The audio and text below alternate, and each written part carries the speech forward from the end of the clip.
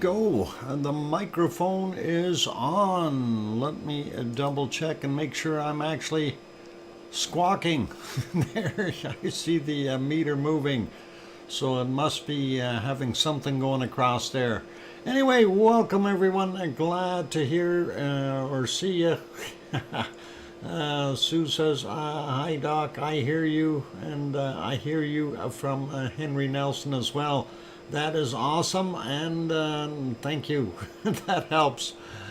Oh, it is Monday, the second day of the year, January 2nd of 2023. And what do we got happening? Not a heck of a lot in our volcano world. It is quiet, very, very quiet. And I'm still waiting for my Christmas volcano. What the heck happened? We need that Christmas volcano, and I don't care if it comes on Ukrainian Christmas. I'll still take it. And Sharon Stewart says, I can hear you for reals. Thanks, Sharon Stewart. That is awesome. All right. Anyway, yeah, a little bit of can lava there from Cumbre Vieja. And that is what we've got on the screen. That can is going to run out pretty soon, though. But we'll get to that once it does. First person in today, of course, was Pepper. And boy, it was a close race. It was really, really close. There is cookies for Pepper and some bones for Tom. And of course, if they want to swap a little, they can. By the way, those are smoked hams on those bones there, Tom. So that's not bad at all. Pretty good deal. Anyway, glad to have you all on board. Welcome to our wonderful moderators, Arizona Snowman, Piggy, C&D Boy, and Gary, 24/7 Live, AZ Skies, and possibly a few others. And we'll see if we see some of them showing up. But welcome to all the moderators. Appreciate all of you. And a big thank you to the big super chat from Lizoid right off the bat. And thank you very kindly, Lizoid. Really, I do appreciate your support. And it's all cool, and no worries about having to try to compete with anyone. This isn't a competition for that, but I do appreciate the wonderful super chat, and thank you very kindly. And let's just kind of carry on and say hi to everyone while we're doing that. You know, no, now, no. All right, no worries. No worries. It's all cool. And welcome to John Raper and Kevin Haynes and Lizoid, of course, and Hermione and Fluffy and Oz. And did I say Kevin Haynes? I did. Sasha is also in the house. And we know that Tom and Pepper are here. Let's see, who else have we got in here? Hermione and Fluffy. We got them. Sharon Stewart is in the house. Welcome. And scrolling up some more, looking for other names that I haven't mentioned yet, hopefully. And Kananaska's Country is here. Welcome. Glad to have you on board. And let's see, Oz, we got Kevin Williams also here. Welcome. And King Colin Dedman. Welcome. Nancy Buchanan also here. Welcome, Nancy. And Sharon Stewart, we got you. And let's see, going up a few more here, looking for more wonderful names. John Raper, we got. And let's see, Klaus, guten Abend. And welcome, Klaus. And let's see, who else is on board? Oh, scrolling up, there's got to be more names. There's 41 of you in here. Holy mackerel. Oh, boy, these are a chatty bunch, though. That's always nice. We do like that. Philomena, welcome. And we got John, we got, who else are we missing? Charlotte, yeah, I think Charlotte is already gone, or while she's listening, she's packing her bags. She's going to Mexico, and she might get a chance to get a glimpse of Popocatépetl. And that would be awesome if she could, and if she sends us pictures, it would be really cool. But you know, if you don't get any pictures, we understand that too. You're going on a vacation, relax and do your thing, and that is the most important part. And let's see, what else? Who else we got? Who else? Mummy Mus was in and out, or something like that. Welcome, and see you later if you're going. And hopefully you can stop in longer next time. Would be good. And still going up here, looking for more names. We got Charlotte, we got Lizoid, got Henry Nelson. Okay, this is live Etna or canned La Palma. Yeah, it was a canned La Palma, of course. And let's see, who else we got? Janice also in the channel. Welcome. And still going up. Linda Schoof, welcome back. Good to have you on board, Linda. And I am up as far as I can go, so I don't see anyone else there. I'm going to go all the way down to the bottom and see if I missed a few names there. And so far I see Diane Craig, welcome. I'm glad to have you on board. And who else popped in here that I may have missed? Teresa, aloha. And hi Doc and everyone in the Lurkers Lounge, welcome. And did I miss anyone else on the bottom here? Joseph Fields, Texas, welcome Joseph. Glad to have you on board. Aloha Kathy, and good to see you again. Scott Hartman also in, welcome. And I think we're just about good for names for right now. If I did not mention your name, like Mars 2028, you know, comes, runs in, grabs a lava cookie and heads to the lounge, it's hard for me to sometimes get everyone, but we try to say hello to all of you, and because, you know, we consider you a big family here. And anyway, let's get on with the show, of course. And what we're looking at was canned lava. Grandma B just snuck in the door as well, and grabs a lava cookie. Very cool. And Oz is Oz. Are you having a warm day today? What? Rats? Where's the rats? There shouldn't be any rats in here. Oh, you got caught. If you see rats on the lava cookie tray, you let Joseph know right away. He is on duty. He'll take care of them. And I don't know how, but he will.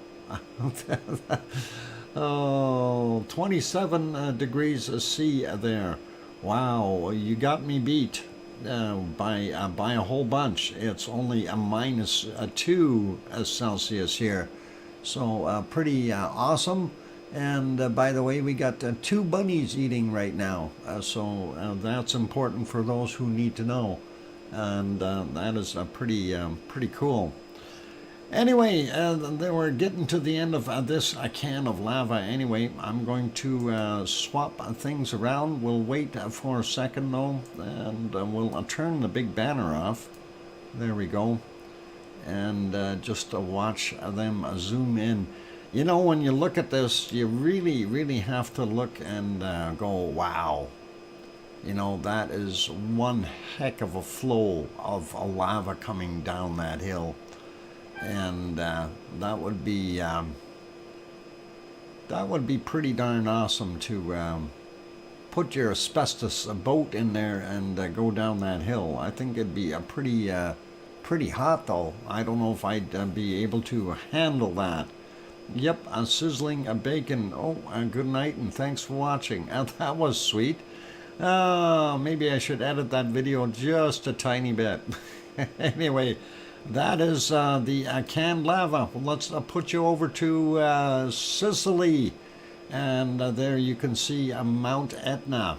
And of course, that in Sicily is Mount Etna, 2,800 meters on the side of the mountain is where this vent opened up, and it is continuing to spill out lava slowly and not very aggressively at all.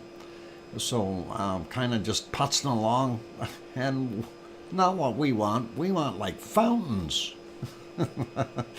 Oh boy. Anyway, going back a little bit in the day, I tried to make a time lapse out of this, and it just wouldn't work because they were out of focus and stuff like that. And when we go look back, it wasn't very good. And then when we go back to here, you see the problem. So definitely some issues with trying to take any kind of shots out of there. And I did try a time lapse, and it was just so poor that I just said no, not gonna worry about it, and I'll leave it as that. But that is still a pretty good shot of the lava flow coming out of there.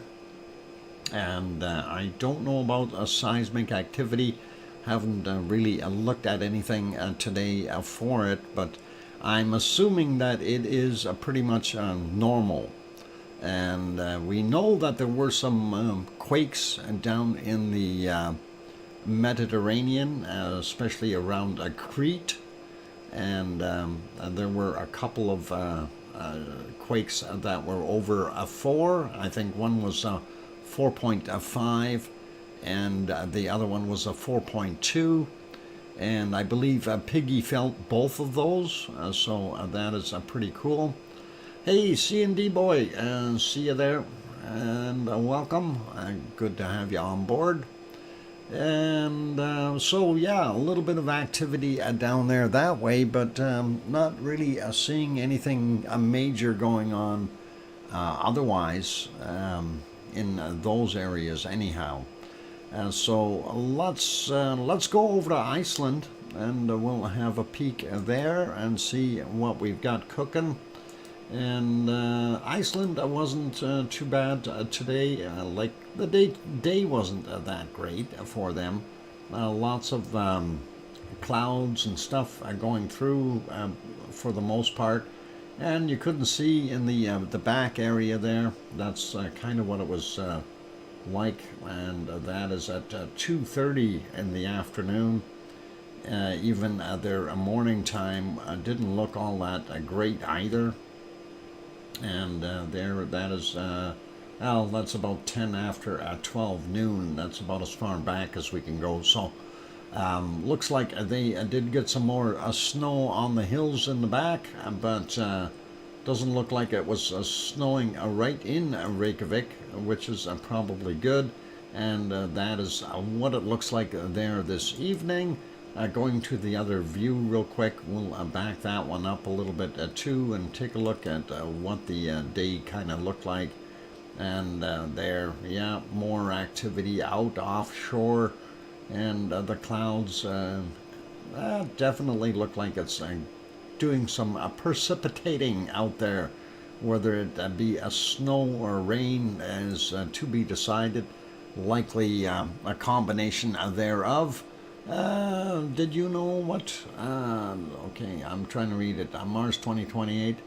This is Dr. Fox. Did you know a few seconds of real good footage of an eruption on Mount Etna was used near the end of a movie, the Star Wars Episode 3, The Revenge of the Sith? I wasn't aware of that. That is pretty cool. So they used Mount Etna for that, eh? And that is awesome. And very cool. I didn't know that, but we know now, I guess. Anyway, let's take a look at what Katla looked like. Actually, why is that so... it changed on me again, quality-wise. There we go. That is what it looks like right now. But like I said, it was kind of gloomy during the day and nothing really super smiley. But anyway, this is what it's like out at Katla right now. If we go back as far as we can, you'll see it's pretty much a whiteout out there. Hey, Mona Alfano, welcome. I'm glad to have you on board. Leo Carlson also made it in. Welcome, Leo. Good to see you. Anyway, lots of fog and clouds and stuff out in the background there. I don't think it got much better. That was 12 hours ago. This is about 10 hours ago. A little easier, but we'll go to about 8 hours ago, see if it improved any. And not really. You can kind of sort of see the edges here, but nothing really fantastic. And then 6 hours ago, of course, it was already getting dark, and that is kind of what we were seeing there at Katla. So not knowing what we've got. Anyway, that is their live shot. And this one here, of course, is the one that is down on the Reykjanes Peninsula. And there you can see the towers right beside Grindavik, and the lights for the city of town of Grindavik. And of course over here you can see the lights of the power plant, and they utilize the steam geysers here to produce electricity, and they harnessed this one specifically. And of course you can see another one right in here, and that is pretty cool. And our big beam of light from the lighthouse, which is not too far away from this camera. Thankfully it's on the back side of it. And that looks pretty cool. If we go back during the day about 10 hours, you can see the conditions were not that favorable there either.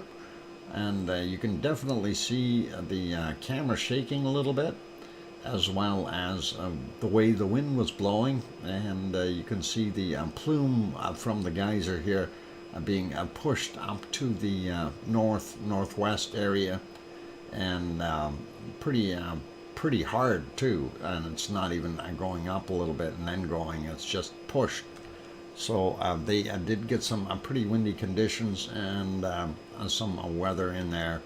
And if we went ahead a little bit in time towards now, we see the same kind of thing. You know, it really did not improve much. So back to live, that is what we've got right now. The wind does look like it's died down, but I don't know. It's just, it's Iceland. It's winter. That's what we expect. And there we'll put you back to the city shot.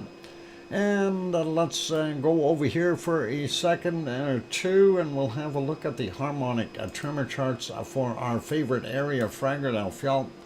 I'm gonna refresh that one real quick, just so we're up to date. There we go. And I had looked at it earlier today, and I'm going, oh, I see it going up, and then just about 1:30, it started going down, and I'm going, not what I want to see. I didn't want to see that. So, yep, up and down, and that's basically what we were seeing. There should be a quake somewhere in the middle here that may have precipitated in the downward motion. We'll see what we can find in a bit. And let's take a look at what Grindavik looked like on the way there. We'll stop and take a look at the Grimsey chart as well. There's Grimsey, and it's on the other end of the island, though. It's on its own island, and it is kind of went down and holding steady, and maybe a tiny bit of an uptick on the bottom end here. So that is pretty current. And let's see, here's the one for Grindavik, and of course we're seeing just about the same thing for there, heading downward. as far as the trend right now. And the other one we'll check. Okay, Grindavik, of course, is to the southwest of Philadelphia. The other one we're going to check is to the northeast slightly, and that is Krusevik, and Krusevik is right next door for them, and there it is, and it too is on a downward slope. So with all of them doing the same thing, and that is kind of giving us an indicator that this is a tectonic movement that is relaxed. It's come to a snap point somewhere and is now easing off again. And hopefully we'll see a more magmatic stuff rather than tectonic. I want to see some lava. We need lava. Nerd means that we will get ahead in life. Means that you will, nerds. We all nerds. We all lava nerds. What? How long? What? How? Me a long time to come to terms with it, but now I have. I'm not going back. Oh, you're not going back? Don't go back. Be a lava nerd. Oh, nerds. You know, back in the day, being a nerd for a certain thing was, you know, it was used by bullies to try to tease you and bug you and stuff like that. But nowadays, it's turned. Because most of us who are nerds are speaking out and saying, hey, thank you for the compliment. That means that I've looked at this in greater depth than you have. Oh, I think that is, in a way, kind of funny. Anyway, let's put this back to Philadelphia, just so we leave it somewhere where we know where we are. And, yep, don't mind being called a nerd. It don't hurt. Sticks and stones will break my bones, but names will never hurt me. At least that's the way we used to say it. I'm a nerd and I love it. C&D boy, I don't know if you're a nerd. We are all, what... ridiculous folks, and there you go, Colin, and that's all good. Bullies are just jealous that they don't know as much as we do. You know, sometimes that's what it is, Sue. But anyway, never a nerd, just a special needs person in a school. We're all a little bit nerdy. Sometimes, I guess, for the most part. Anyway, let's go over and have a quick peek at what we have for very few earthquakes that we've got. And, yeah, look, 18.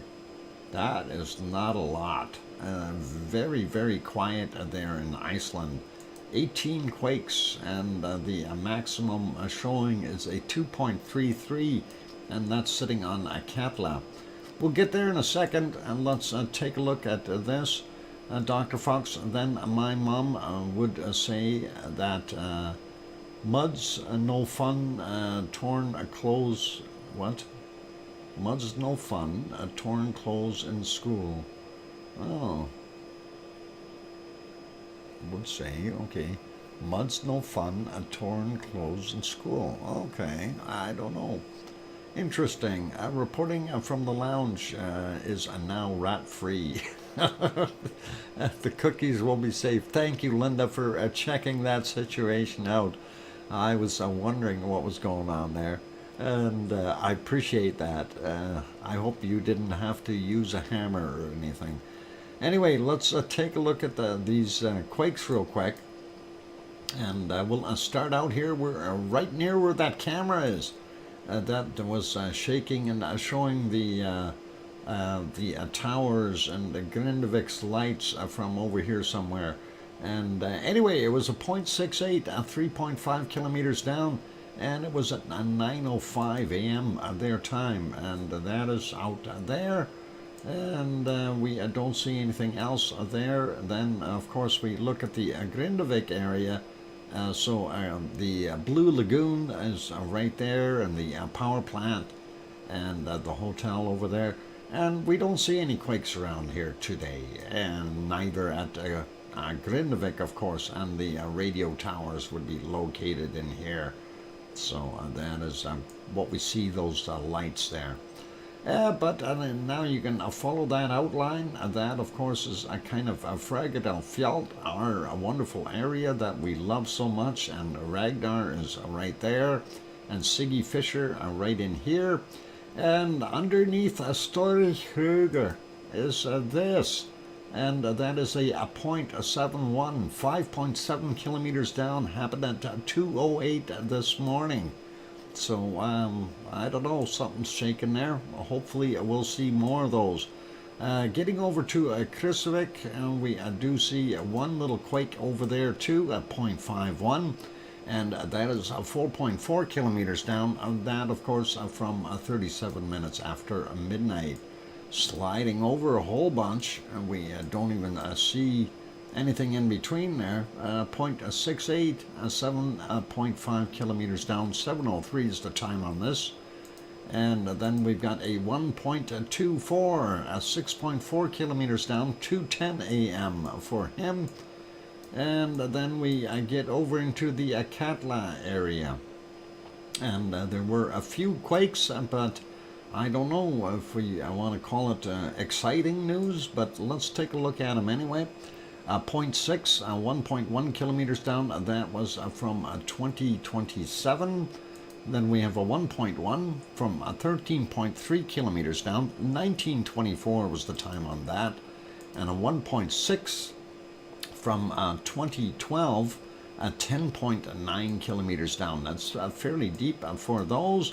Let's check out our biggest one for the day here, the 2.33. And that was 144 meters down, and that is 1549 as far as the time is concerned. Don't know if there was an eruption. Can't see it. And this one is a 1.01, and that is really deep, 18.8 kilometers, and 9:17 was the time on it. Then we've got this 0.4 from 1.3 kilometers down, 22:33 was the time for that one. Sliding up and looking at some of our other areas. Grimsvatn, nothing. Bardabunga, nothing. And Asja, nothing. How about over here at Herdebreit? Herdebreit has 3 of them, and we'll take a look at those real quick. Start out with this, a massive 0, and that was 5.2 clicks down, 2:58 a.m. Then we got a 0.8 over here, 9.3 kilometers down, 18:53.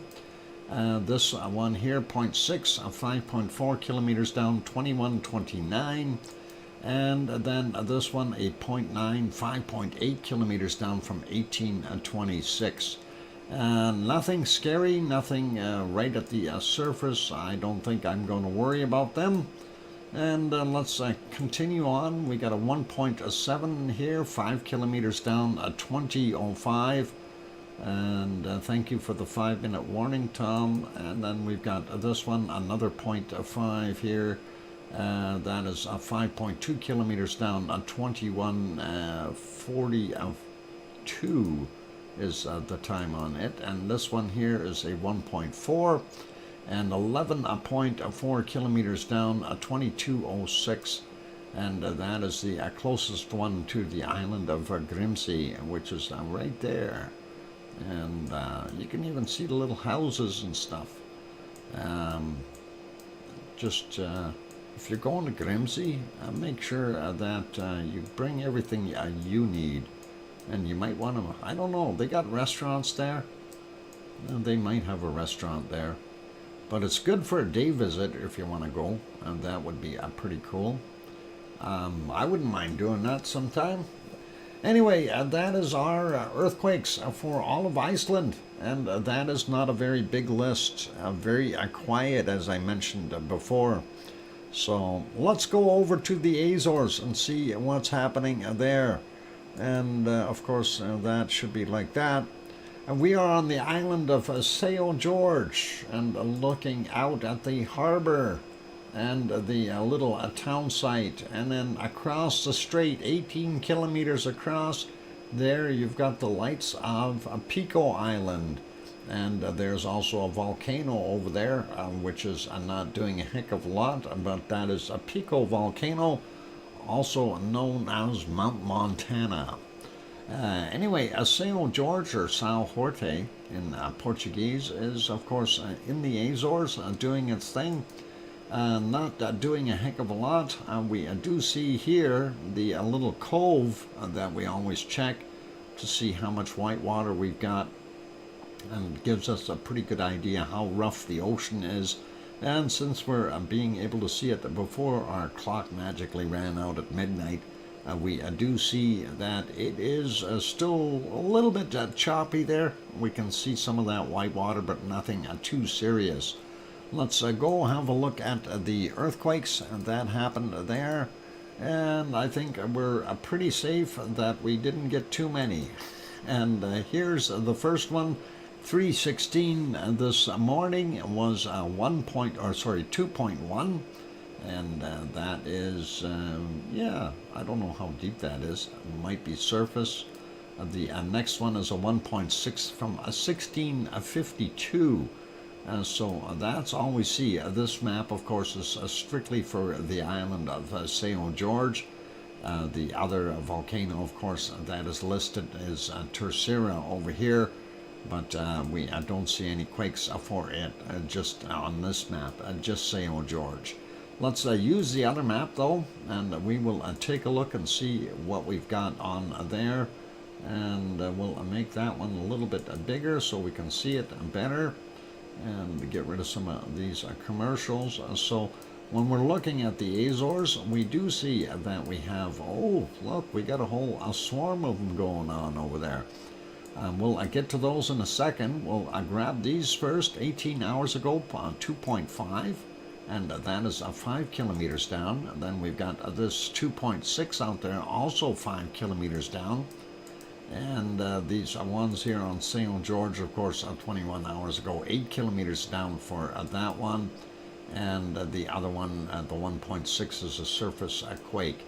Now, over here on Terceira, where the other volcano is, we do see one is just on the edge of the caldera, 9 hours ago, 2.4, and that is about 2 kilometers down. And that is interesting.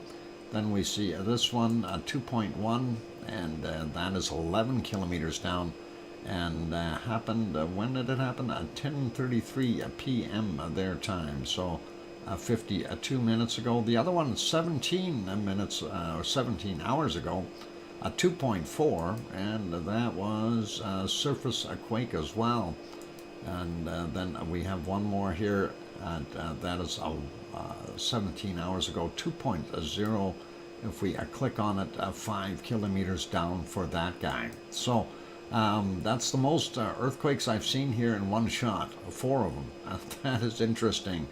And we don't need to worry about the other stuff, but that is Terceira, and that was the other one that is potentially on the list of volcanoes that is put as yellow, same as over here on São Jorge.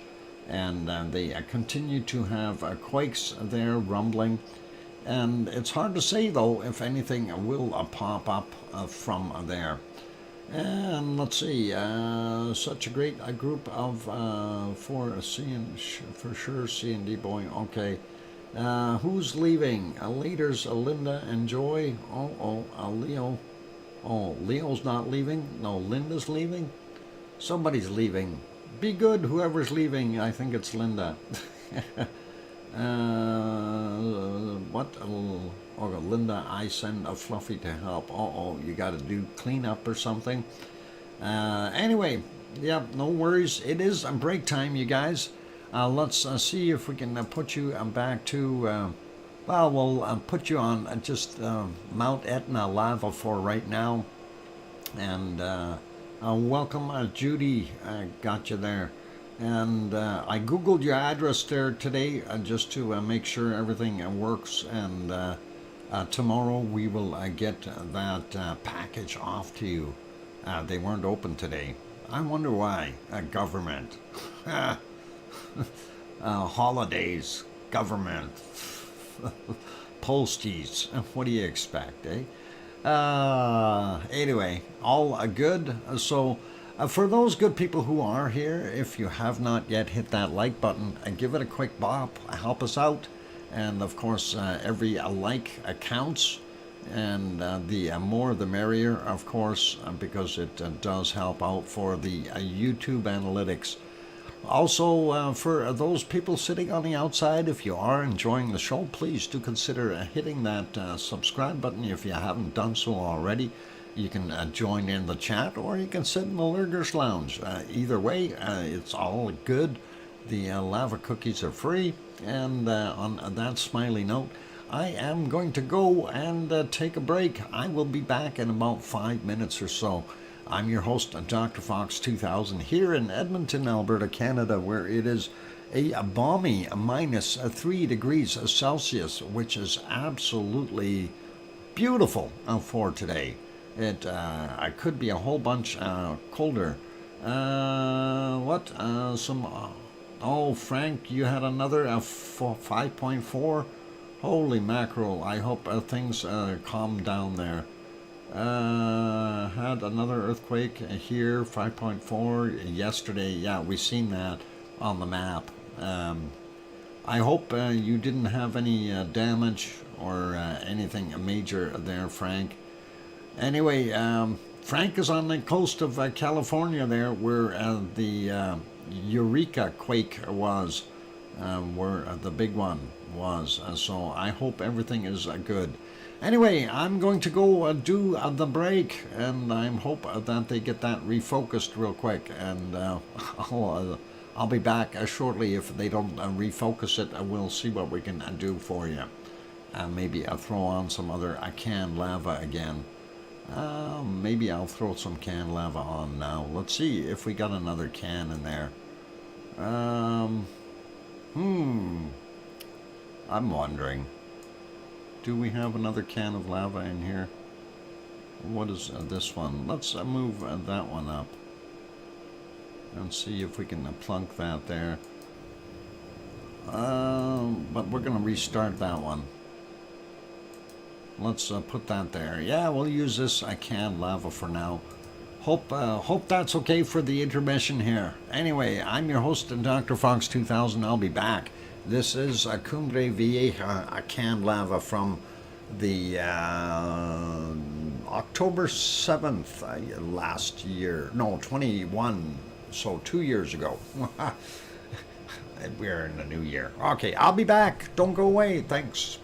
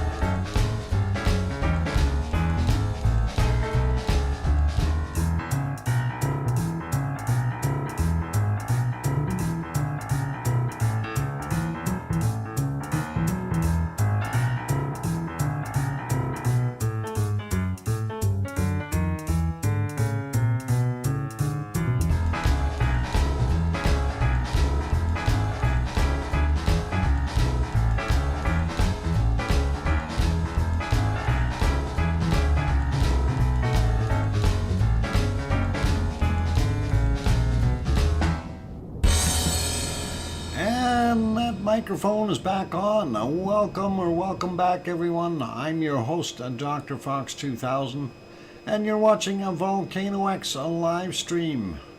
And the rumbling noises you heard are that of my stomach. No, that's the volcano. Oh, I'm trying to be funny. Is it working? And thank you for the welcome back from Oz and Mars and Kevin Haynes and Hermione and Fluffy and Sue and Henry and John Raper, and I hear you, Dr. Fox 2000 from Sharon Stewart. Indeed, okay. I like hearing the volcano. Yep, me too. I wish we had audio from the other ones as well when we're recording them, but unfortunately you don't get as much of that wonderful audio as what one would like. And of course, it is one of those things, you know. It's a lot of times you have the area that you're in, either you got a bunch of people or they're just not using a microphone, or it's just plain and simply too far away from the thing, and you need a separate setup for it. Anyway, this little tidbit here was where they had the outrush or outpour of lava, and that was kind of a dam break there. And I really did like this little snip. This was a very nice clip. Little smoky, would have been better without so much smoke, but hey, I'll take it. And this is a tremendous amount of lava that came out all in one shot. And it would have been so nice to have been there and had a few different angles on it. But like I say, with the smoke being so heavy, I'm happy that we got what we got out of it when we did record this way back when. Hey, Gabby is here. Welcome, Gabby. And did I miss anyone else sneaking in while I was on break? John, we got earlier. Oz, we got. Okay, I'm just trying to see if we had any more sneaking in. Frank McLeod, we got anyway, and hope everything is good there. But I haven't. But rated all the bottles and stuff. Oh, okay. From last week. I see, Frank. Okay. Yep. That is all cool. Anyway, that was a pretty big lava flow all of a sudden, and that was pretty awesome there. We're going to leave that though. We're going to actually shut that off, and we will temporarily go back to Mount Etna, and let's go over to our next one. So we did the Azores, so put a fresh strawberry in my glass. Let's get to the other ones here. What? Put a fresh strawberry in your glass? How come you're putting strawberries in there? What? A bottle of fizzy white wine with what? Cassis. I drink by the pint, €1 a bottle. €1 a bottle? Holy mackerel! That is cheaper than Pepsi. Oh, let's see what we got. German May wine, Doc. German May wine. All right. Anyway, let's go back. And this is a Popocatépetl, but as you've seen, it was a volcano gray, unfortunately. This is after it cleared up at 8:11 a.m. We do see it pluming. And unfortunately, it's not giving us as much pluming as we'd like, but it is doing its thing. Looks like it's pretty windy there. Those clouds are zipping by pretty fast, and the plume, of course, is not going up. It's bent right over to the side, so obviously fairly windy. You got to remember, this volcano is very, very tall. It's Oh, hang on. I forgot the actual height. I will find that out in a minute, though, because we want to look at a different shot. Anyway, it was in and out of the clouds for the most part. We did see, it was doing its thing, kind of sitting back, relaxing. And then all of a sudden, the clouds came in and covered it up and did us in. And that was by about 10:07. And then it was sporadic in and out as the time progressed here. That is about 1 p.m. And then after that, the game was over. It was pretty much hidden for the rest of the time. Oh, I lied. There's a spot. We do see it for a few seconds. But anyway, that is what Popocatépetl in Mexico is doing right now. And we will take a look at some of the other angles. We do have this one. This one is higher up and looking above the clouds, seeing the top of the volcano from a slightly different angle. And that is actually not a bad shot, but not that good looking. It is evening there, so what is it? Just about 7 p.m., 10 minutes to 7. So that is what we're seeing, and that is pretty cool. But let's take a look at a slightly different shot of this. And this was from December 31st, this shot of Popocatépetl.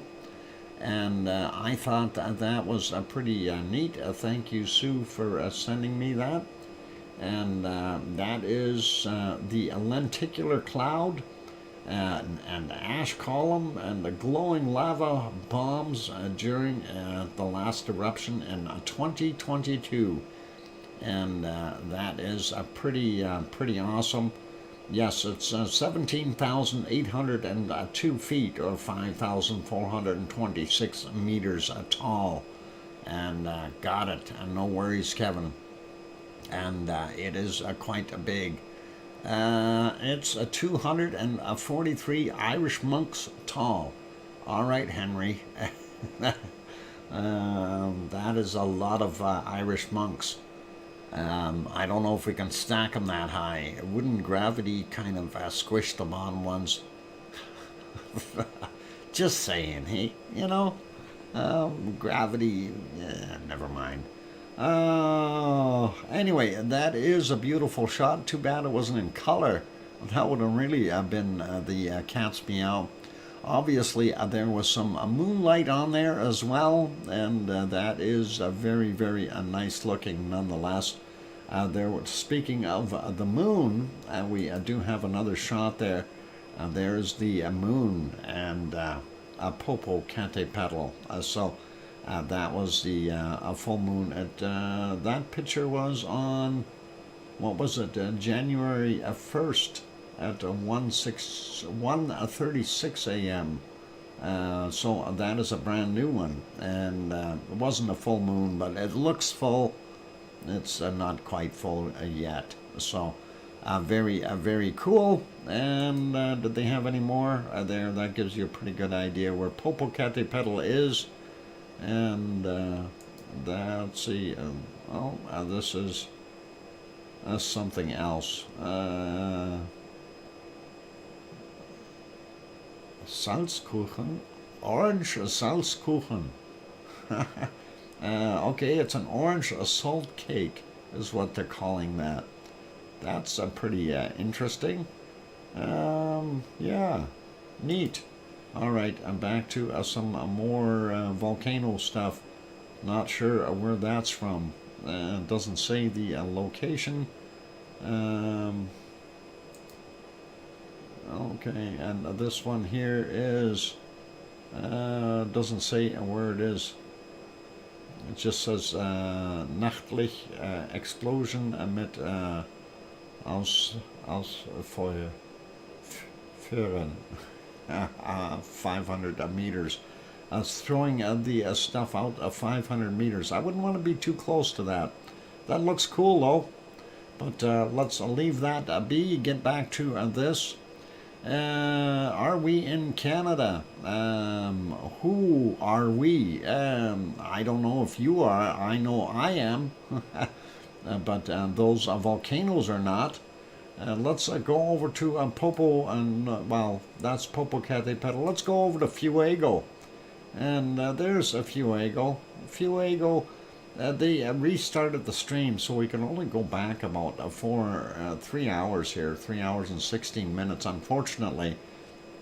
And we don't get to see a lot of eruptive activity today. That is unfortunate as well. It was just somewhere around here where we seen it, as the clouds came in, we seen the thing pop a little bit, and I'm just trying to see where that was, because it did go through there fairly quickly. Oh, that might have been right around here somewhere. We might not be able to find it, unfortunately. Oh, right there. So, yeah. Anyway, the speed at which this came through, there you can see it's erupting, and then all of a sudden you see the activity up atop. This may not be the same one I was looking at earlier. It did move quite a bit and very, very quickly through those clouds.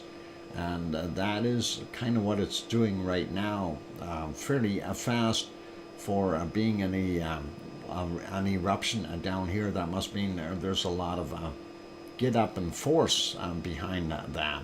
But anyway, we'll just go a little further ahead there. So we see the sunset trying to shine through, but it's not working, unfortunately. Thanks, Tom, for the 5-minute warning. And let's put it back there. So that is Fuego in Guatemala right now. And let's go a little further south. I see somebody has got a light on over here, and they're climbing up the hill. Maybe they're going to take some pictures. This one here is Volcano Momotombo, and that is in Nicaragua. A little further to the south. Of course, that is what it was looking like earlier, and you can see it's continuing to off-gas quite a bit there. And that is what it is like right now. We do have a little bit of moonlight helping out, but you can see it's still off-gassing.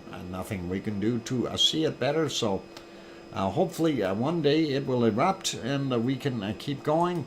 Next guy on our list is, of course, this one, and that is Merapi. And let's see if we can get onto Merapi. Is that Merapi? No, that's Semeru. Where's Merapi? Where are you, Merapi? I know you're here. There you are. And Merapi might have had a cloud cover for the most part of the night. So I don't know if we're even going to see Merapi. I don't think we can. Just cruising through here real quick. No, not at all. Merapi was not visible. Clouds, clouds, clouds. Nothing we can do about it. Let's go over to New Zealand. Yvonne Kunkel, welcome and good evening, and nice to have you on board. Let's, this, of course, Mount Ruapehu hiding in the clouds too. It's going to be one of those days, but we know that it was visible earlier. So let's go back 4.5 hours, and we should be able to see Mount Ruapehu with a few clouds, which is still better than all the other stuff we were looking at. So, yeah, most of that snow continuing to melt off, and I'm sure eventually a lot of it will melt for the duration of the summertime down there, and it'll get new snow. Anyway, that's what it looked like a little bit earlier, and that's 5 hours and 19 minutes ago. Pretty nice, and blue sky up top, looking pretty good, and we like that. But prior to that, in the wee hours of the morning, they had zoomed back out a little bit. We don't see it underneath those clouds, unfortunately. Putting it back to live, there's what it is presently at Mount Ruapehu in New Zealand. Let's go to our next spot. We're going to look at the tremor charts here for this will be for what is it? Taupol. Anyway, looking at what we see activity-wise, it took a big dip, and we only got one little tiny spike. Looks like we got a very quiet time there, so not going to worry about that. And for those people who want this chart, I will drop that back into the chat. You can grab that. That'll get you to the page here, of course, and that is geonet.org.nz, and that'll have all that information on it if you like it. A quick peek, let's have a look and see what it looks like there right now. And this is courtesy of the Suncourt Hotel and Conference Center. The lake, of course, is Taupo's caldera, and that is what we're seeing. And we have a real hard time trying to see Mount Merapi, but it is back there, so that's pretty awesome. But there it is, and that is what we've got going on, and nothing more for that area. And let's put this on. I'm just trying to think that we should maybe have a peek at where do we want to peek? We don't want to peek at that one. Why is that stream frozen? I'm going to refresh that guy. Alright, I need to look at Semeru. We'll actually do Semeru after the break, and that is cool. I'm officially the office or the assistant, officially the assistant manager, and I get a raise. Oh, mummy of hamsters, congratulations, and hope you get a wonderful raise. Now, if only they'd give you some lava and time off would be nice too, and that'd be cool. Anyway, for this break, I think I'm just going to put you back over to Mount Etna, and we'll see. Hang on, there's Mount Etna. I want to see if we can find a better can of lava. I think I might have to put you onto Hawaii's lava. Let's do Hawaii's lava. That's a bigger can. It'll run for a while.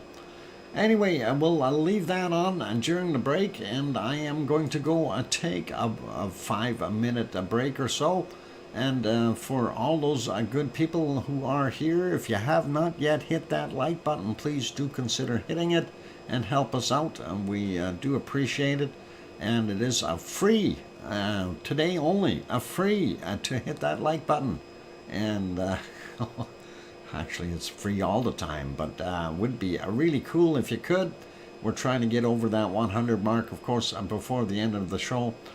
Do you have canned bombs? Not many, unfortunately. I'm going to have to go through my my can cellar there and see. But we do have some, but not as many as I'd like. And most of them were just kind of embedded into the streams. And I've been actually working on trying to save some separately, so we'll see what we can do. Anyway, for right now though, hit that like button for those guys who haven't hit that yet. And also, if you have not yet subscribed and you're sitting on the outside, you want to be joining in, please do consider doing that. That would be awesome. And on that friendly note, I'm going to go take that break. I'm your host, DrFox2000, here in Edmonton, Alberta, Canada, the Great White North, which is warm today, which is really nice. I'll be back in about 5 or 6 minutes, and then we'll have some bacon seeds. Don't go away. Thanks. And, is Trevor here? Trev, a wonky donkey. Trev, if you're here, we got some of your relatives were captured on a picture, Anyway, I'll be back.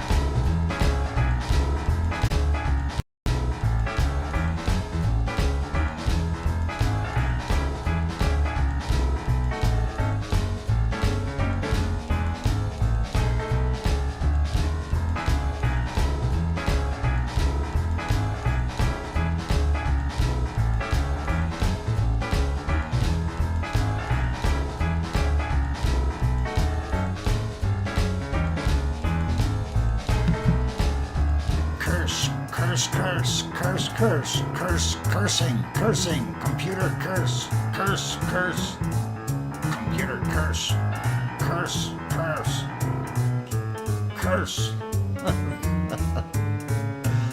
Oh, that started out again, didn't it? I hope that is okay. It works. I'm waiting for that darn song to finish. And it'll be over in a second. There we go. Okay. I hope you didn't hear me cursing too much. Curse, curse, curse.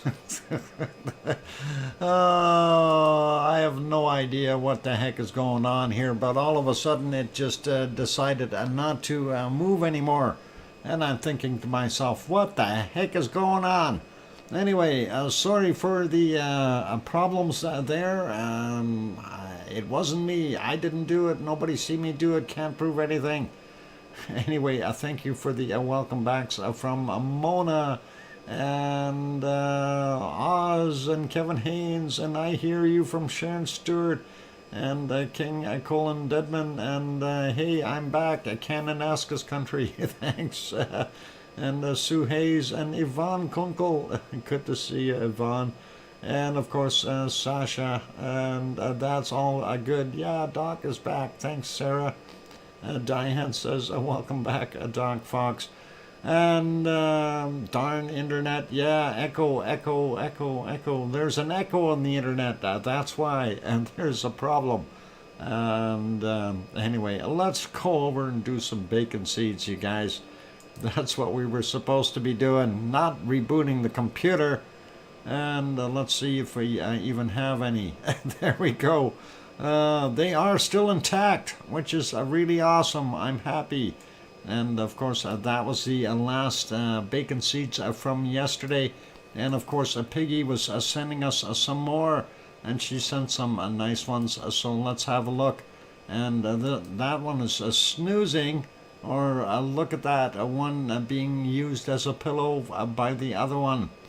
And they are definitely happy. Is this thing still on? I'm looking at everything and going, I hope it didn't drop out yet. What? Maybe you should curse in German. That okay? Away. It's good to have you back. I don't know if I want to curse in German. There's too many German people on here that would understand me. Oh, anyway, those are cute bacon seeds. And yeah, I want to hold them too. And these two are really kind of cute and smiley too.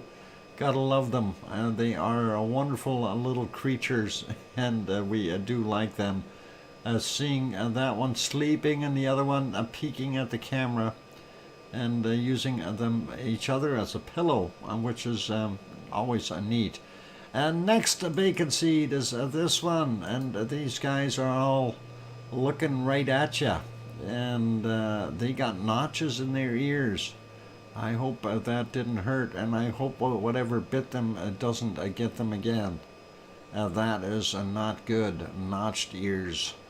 I wonder if that is what? We understand that. Yep. Hermione, you probably would.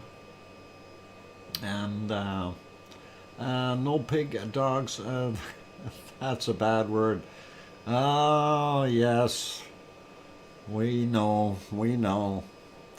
It doesn't translate well to English, but yeah, it is what it is. These guys are kind of cute too. And they're smiling. And we always like smiling bacon seeds, you guys.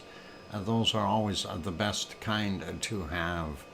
And let's see what we've got on the next bacon seed. And that is this one. I think we might have seen that one once before, but that is a nice smile nonetheless. That's a whole pack of bacon seeds, you bet. And Trevor Wonky Donkey, are you in here yet? Because we need him. Yep, smiling. There's a couple more little cuties getting a little hand hen cuddling there. So cow pigs. Yep, cow piggy. A very cute little guy. So pretty awesome.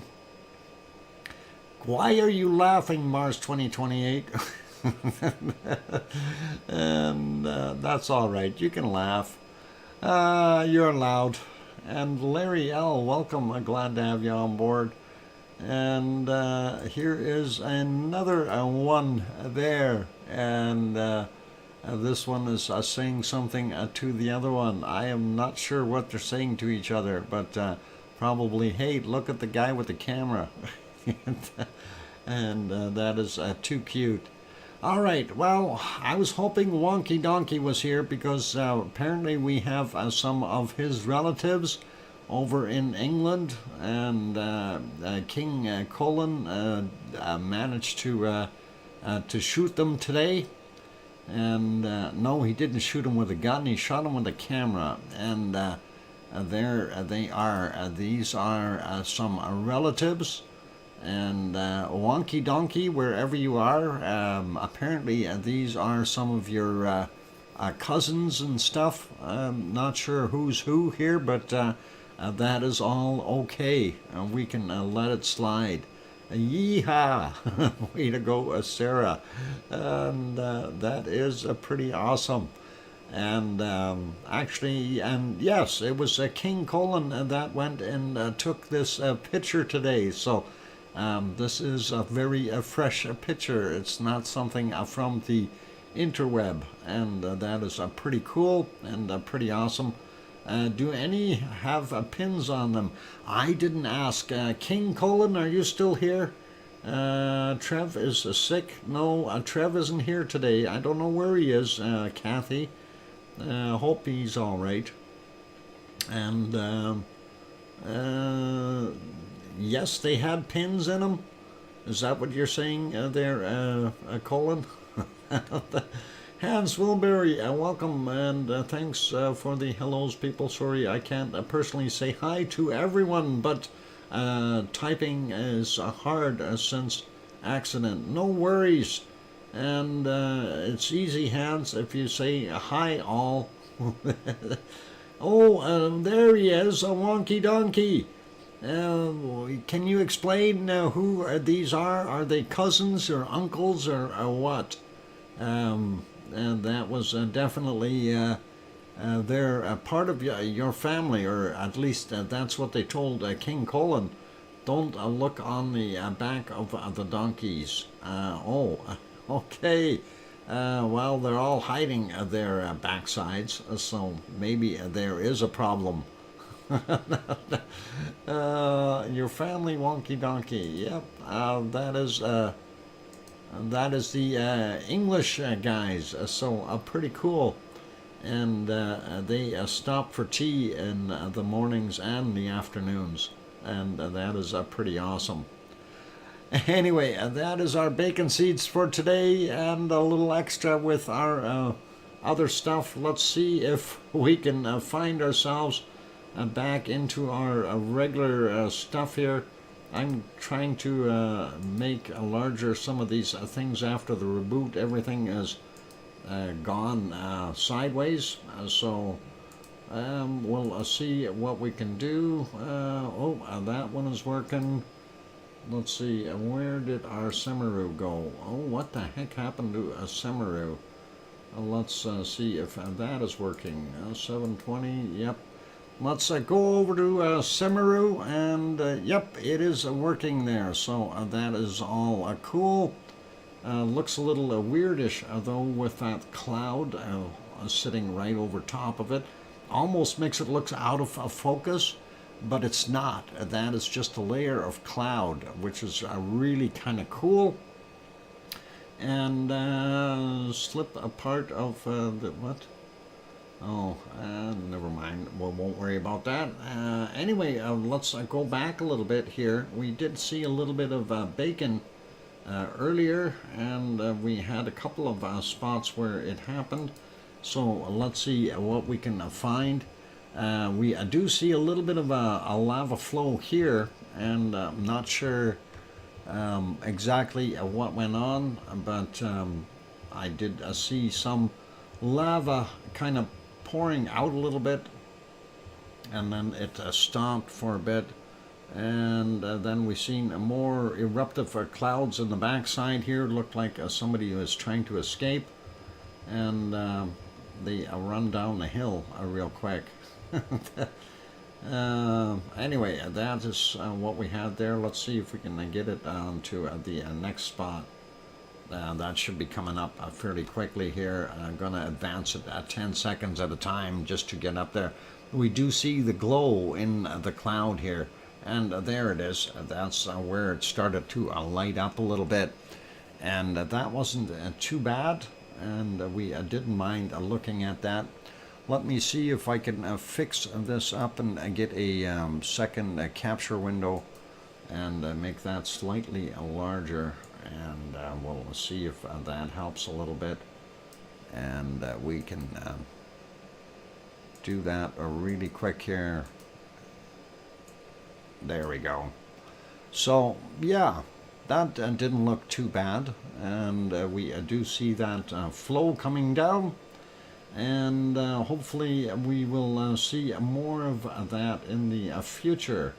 There was a bit more coming further on down the road. It was a little further, and there was, looks like it might have been a little windier then, and that is at 4:24 roughly. I'm just advancing it 5 seconds at a time. Actually, there you can see the lava pushing forward, and a little bit of a burp, if you will, or something out of that volcano, and that was not bad. Although the camera was a little bit on the shaky side because of the wind. So it's either that or they've got one heck of a long-term earthquake happening. 3-minute warning. Thank you, Tom. I appreciate that. And that is all cool. And yep, so we do see some fresh bacon from earlier today. And that is pretty nice to be able to see. And I don't think there was too much prior to that. Let's see, if we go back to about here, there might have been another little plume, and this was quite some time back though. And let's see, yeah, it's hard to see, and that did light up top there in the caldera, and it wasn't too bad, but it wasn't anything really big. But we do see the clouds on top, the layering, very interesting to see how those react. And there it is, getting a little bit brighter up top, and a little bit more of that wonderful lava coming out of there. So I will work out in the next few days, I think. I will working out in the, oh, you're gonna have to work out? I'm gonna have to start walking around the block again and doing my thing. I think I've gained about 2 or 3 kilos over the Christmas. And King Colin Deadman renewed his membership, and for the 11th month more. I love this place, DrFox2000. Thank you very kindly, Colin. Appreciate that. Anyway, that is what we've got there at Semiru. Let's go peek at Japan really quick. And the ice cream boat is coming. You can see it. It's there. It's not quite there yet at the dock, but it's coming just in time for the break. And let me get over to that and see if I can actually make sure I'm on the right shot here. Yep, ice cream boat definitely coming in. And you guys can run down there. What do you mean you're buffering? Oh, what do you got going on here now? And I see my bit rates are not as stable as they should be. They're going up and down a little bit. I wonder if they've got some internet issues. Hopefully they'll fix that up.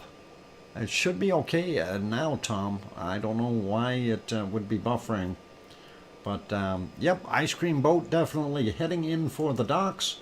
Let's see what we've got on this one. Of course, I'm going to have to refresh the quality since they say it's at 1080, but it's only at 144. Anyway, that is what it looks like there right now at Sakurajima in Japan. And if we go, we'll explore it a little bit more when we get back from the break. We'll going home in 9 days. Oh, you're going to go home in 9 days? Wow. And are you still working? Or are you going to go back there, Yvonne? That is confusing. I don't know if you're on a vacation or what. You guys shouldn't be buffering right now. It's solid again, so hopefully it is. Anyway, we'll leave it there, let the ice cream boat get in, and hopefully everyone will be able to get in there. And yeah, I don't know if the internet is going wonky tonight or what the heck it's doing, but I think it might be. Anyway, I'm going to go take a quick break here. While I'm on break, I'm going to try to get the rest of our screens all lined up again. And hopefully they'll all work as we go through. And it won't stay live. Oh boy. Why won't it stay live? Something is not good. And there is one bunny eating, for those who need to know. Alright, I'm going to put you back onto the canned lava. Hopefully that will stay on. And it's Y2K all over again. Could be. It could be. Okay, you guys, I'm going to go for a quick break. And I will be back. So don't go away.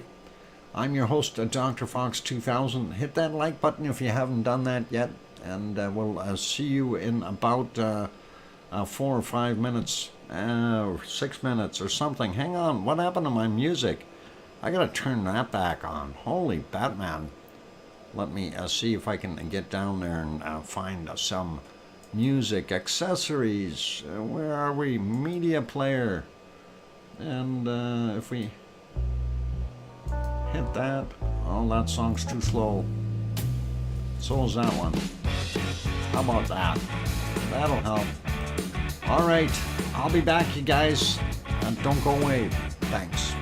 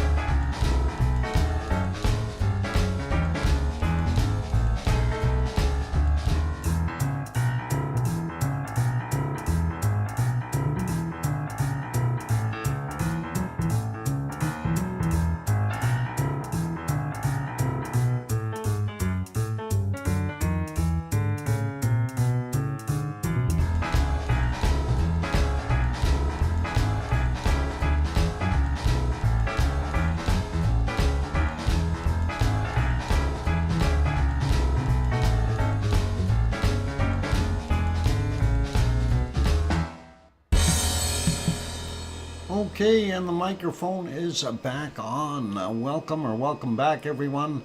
And yeah, I'm sorry that you guys are suffering from the buffering issues there.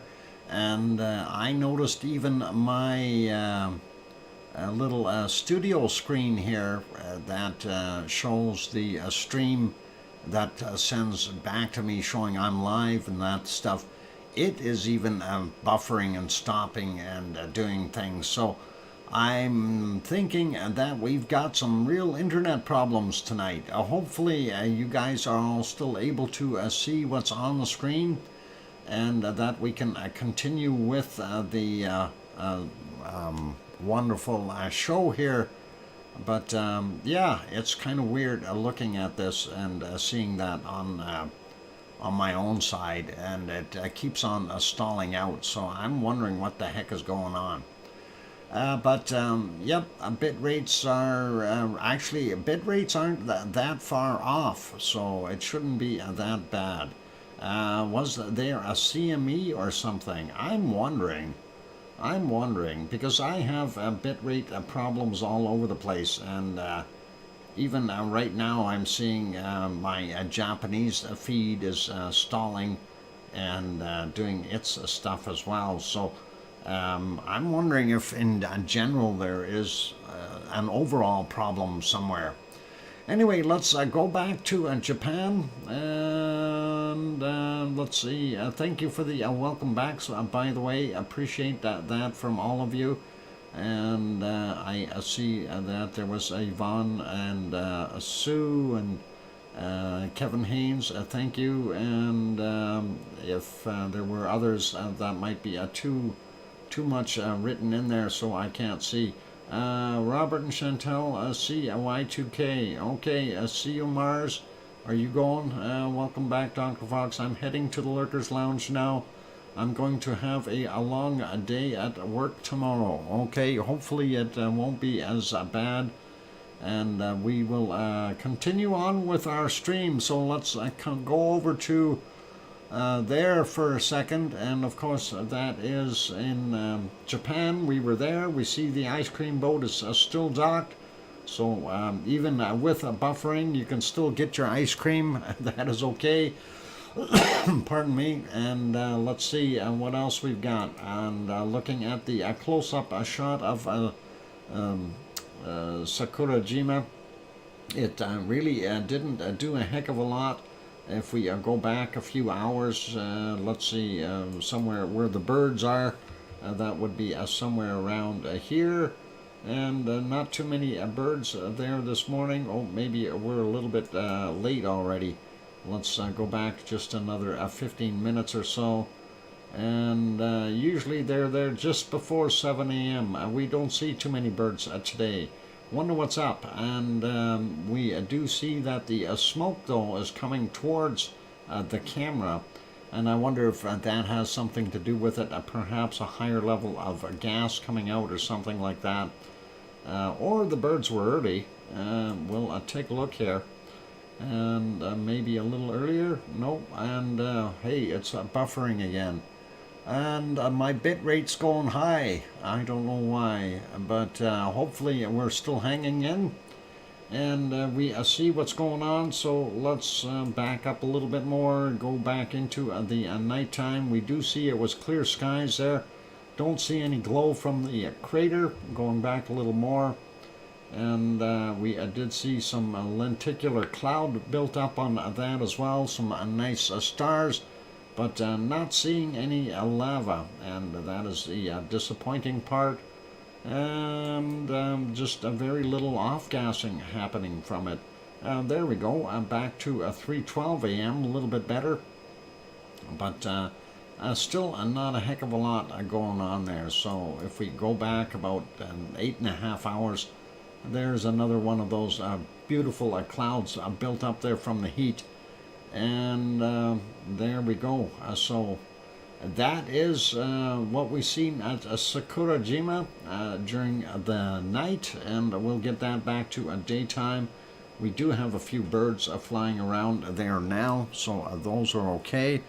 And let's take a look at the close-up shot. Whoa! Speaking of birds, we just got buzzed by a bird, a photobomb. That was pretty cool. Yeah, that was neat. Actually, let's back that up and see that again. That was kind of neat. Or did I not go back far enough? Let's see. Maybe not far enough.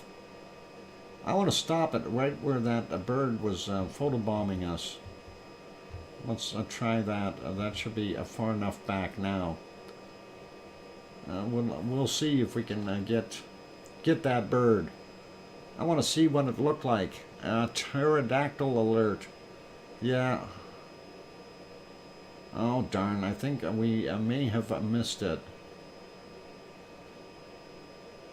Okay. Well, I don't see it anymore. I don't know why it didn't show up there. It should have been in there. I'll have to see if I can do a capture on it. But anyway, I did want to go back a little bit on this camera. This is about 6.5 hours ago at 4:16 a.m. and that's what it was looking like. Remember what I mentioned there about that nice cloud over top? Well, we couldn't see any glow locally, but from the other shot, but you can certainly see it in here now. So that was pretty cool, and prior to that it wasn't glowing so much, but we do see that in there. So definitely a glow. We know there's got to be some hot lava in there doing its thing, and that is all awesome. Prior to that, it looked pretty much like that, and we couldn't tell what was going on. Anyway, let's leave that be, and there it is again. So that is the close-up view. Lots of smoke still coming out, so our SO2 will likely be high for that area. And let's go to the other one, and 10:45 a.m. Suwanosi-jima is spitting out all kinds of heavy ash. So it is erupting, and unfortunately we're not seeing any lava. Kevin Haynes renews membership and hope to be here for many more. Thank you, Kevin Haynes, and thanks for that renewing the membership. That is awesome. So yep, a Suwanosi-jima, and definitely a big a pile of ash coming out of there all of a sudden, and we can actually catch this as it happened and where it started. Let's see if we can get the right spot. And no, that wasn't quite it. Or was it? Let's see if we can go ahead a little bit. I'm going to use the 10 seconds at a time here to move that. That doesn't look right. For some reason it moved me a whole bunch here, and it wasn't supposed to do that. It's acting up. YouTube is acting up. I don't know what the heck is going on. There's probably a virus in there somewhere, and causing issues for us. Let's see if we can get that to there. There's the spot. So at 10:38 is what it looks like there on the camera. That's when we seen it come out, and definitely an eruption of sorts. So that is pretty cool. Mind you, it wasn't really a spectacular, fast eruption. It is kind of coming out of there. I'm advancing 5 seconds at a time here, and yeah, you can definitely see it is erupting. So that is cool, nice to see. And I know I was doing that earlier in the day as well, as I did check a few times, and when I went back, this is about 3 hours and 50 minutes ago, and I did see that a plume coming out of there as well, and it did come out with the same type of a burst when that happened. So if we back that up a little bit, you can see almost looks identical, and it did that several times during the night as well. So that was pretty cool. Let's see if we can get a good shot here. Well, this is too hard to tell, but it does look like we've got some kind of a glow here. I'm not 100% sure if that is from the lava or just distortions from the camera.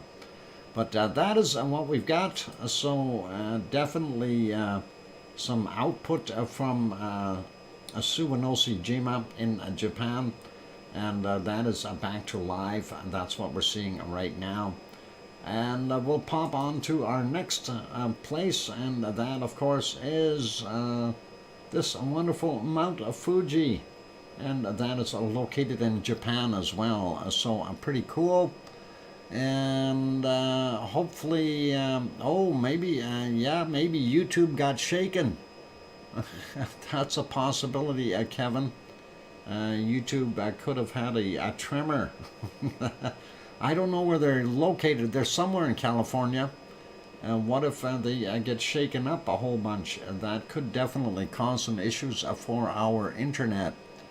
Anyway, for YouTube anyway. Let's carry on. We'll go over to our next one. Hopefully I've got that in the right spot. Yep, it is in the right spot, but unfortunately we're not going to see a heck of a lot. And that is over at Yellowstone National Park. And Silversmith says, hello, Dr. Fox, Happy New Year. And Happy New Year to you as well. And everyone else that I haven't said Happy New Year to. And all cool and interesting. Anyway, I will leave Yellowstone alone. For those people who do want to jump in and you know, grab the Yellowstone site. Yellowstone, I'm just typing the Yellowstone shortcut in for it, and you can grab that website if you like. Why am I not back there? Oh, now my other thing is lagging. Oh, it stopped. That is interesting. Why am I not live?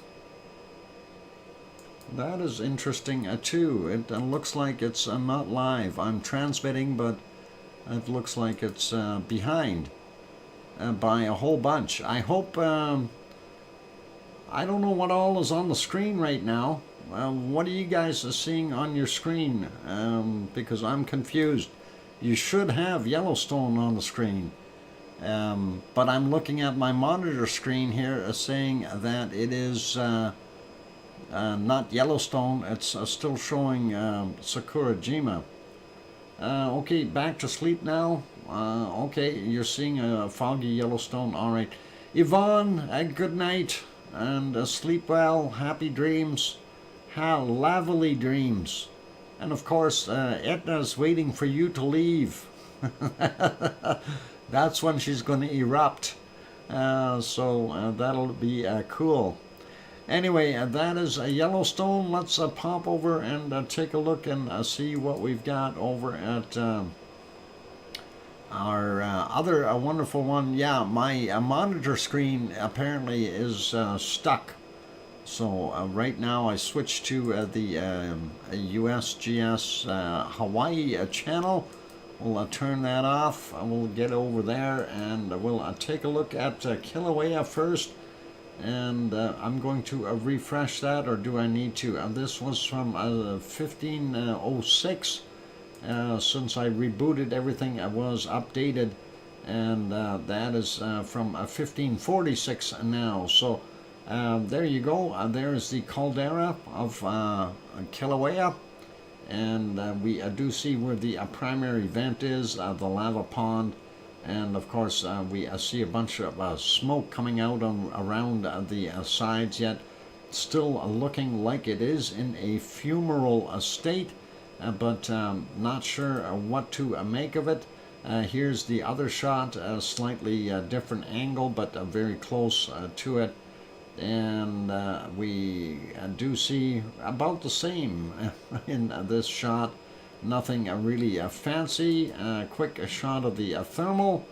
And no, thermal still broken. It is from the 30th of last year, and we'll leave that be.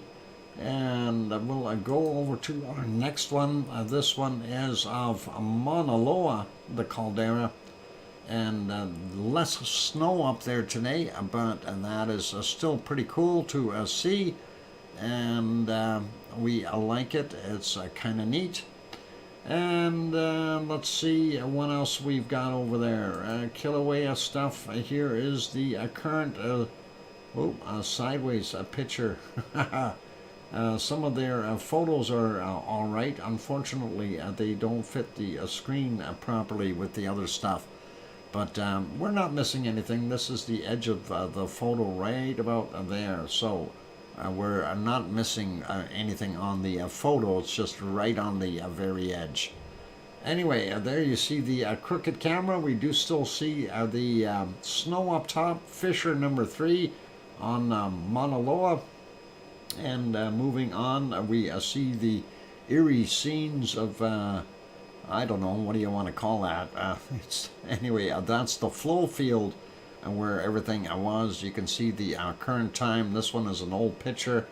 We'll leave that. This one is a current picture, and that is still of some ice melting there. And then, of course, this guy here, current picture as well, or about very close to current. And this one too, recent one. And let's see, this is yep, a current picture. We see the road here, Saddle Road, untouched by the lava flows, which is really awesome. And of course our shots from over on Mauna Kea, looking over to Mauna Loa. And there's the other one that we've got there. Those are pretty nice. All right, let's leave that there. We'll go over to our quakes. A real quick peek. We're not going to spend a lot of time on the quakes there in Hawaii, but just wanted to see where most of them are. We see nothing on top at Mauna Loa. We don't see anything new on Mauna Kea. We don't see anything new at all around Kilauea. That is very disappointing. And then we only have a few here. And let's just check some of these. 2.8, 451 is the time on that. 28 or 29.5 kilometers down. This one 2.1 from 11:25 today, and 30.8 clicks down. 1.9 from 15:40, and those are the ones out in the water. And then we'll grab just a few over here. Pahala 5:47 a.m. 28.7 kilometers down for that. This one is 2.0 from 10:11, 31.9 clicks down. This one is a 2.3 from 12:06, and that is 31.8 clicks down. Then this guy 1.9, 39 minutes after midnight, and what is it? 32.4 kilometers down for him. This one 2.3, a little bigger, and 22:34 yesterday, 31 clicks down. The newest one here 1.9 from 18:48, and then less 3 hours, so it's actually 15:48. We got to take that 3 hours off, apparently. So that's because they're putting my time, not the time there in Hawaii. Anyway, 2.3 there from about 13:09 for that one. This one is a 2.9, a lot bigger, and that is from about, that'd be, let's see, be about 10:45 this morning. And then this one here, that is from about 13, so 1:11 p.m. 32.9 kilometers down for him.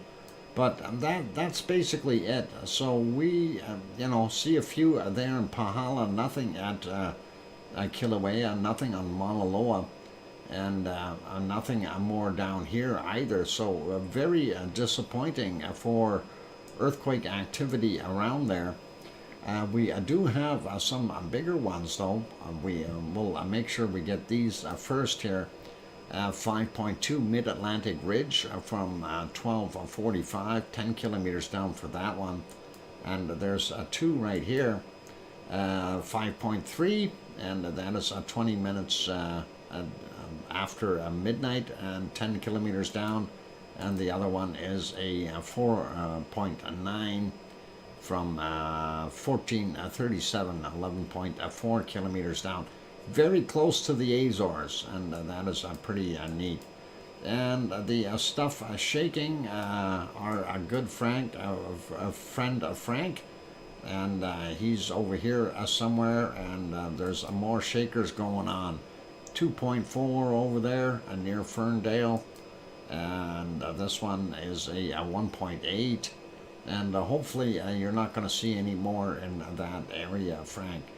Anyway, on that note, it is time for me to take a break, and we will come back and do the rest of the earthquakes in around the globe, and then we'll get into our weather, and hopefully we can wrap that up without any issues. Let me put you back to canned lava on Mauna Loa. Canned lava, which one are we turning on? Is that the can that we had?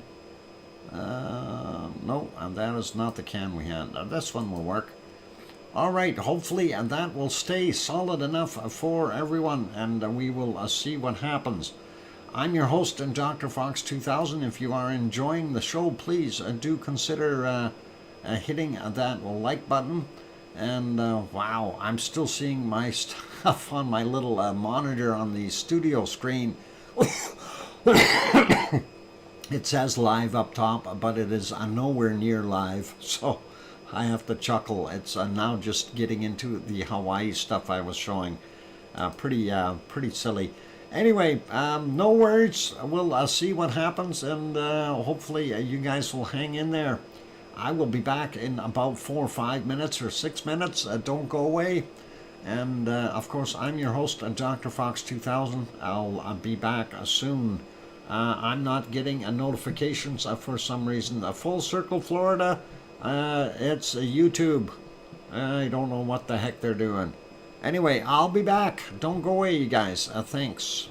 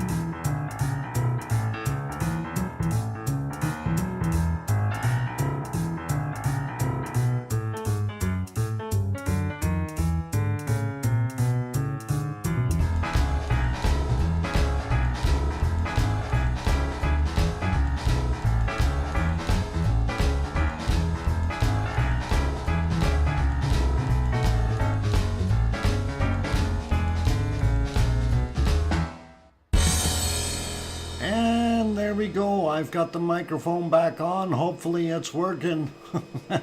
I see the meter moving, so I can hear a talking fox.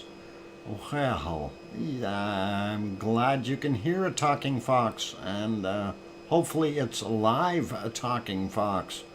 And we'll see. And thanks, C&D Boy, for the 5x5. That is cool. And I think we lost a lot of people when the internet is crashing here. Hopefully we still have a few people left. Thank you, Sue, for the welcome back. I just had a drink of Pepsi here because I didn't have enough during my break. Anyway, let's go back over to our earthquakes. We'll see what else we've got happening there. And we'll take a look and see where around the world it's shaken.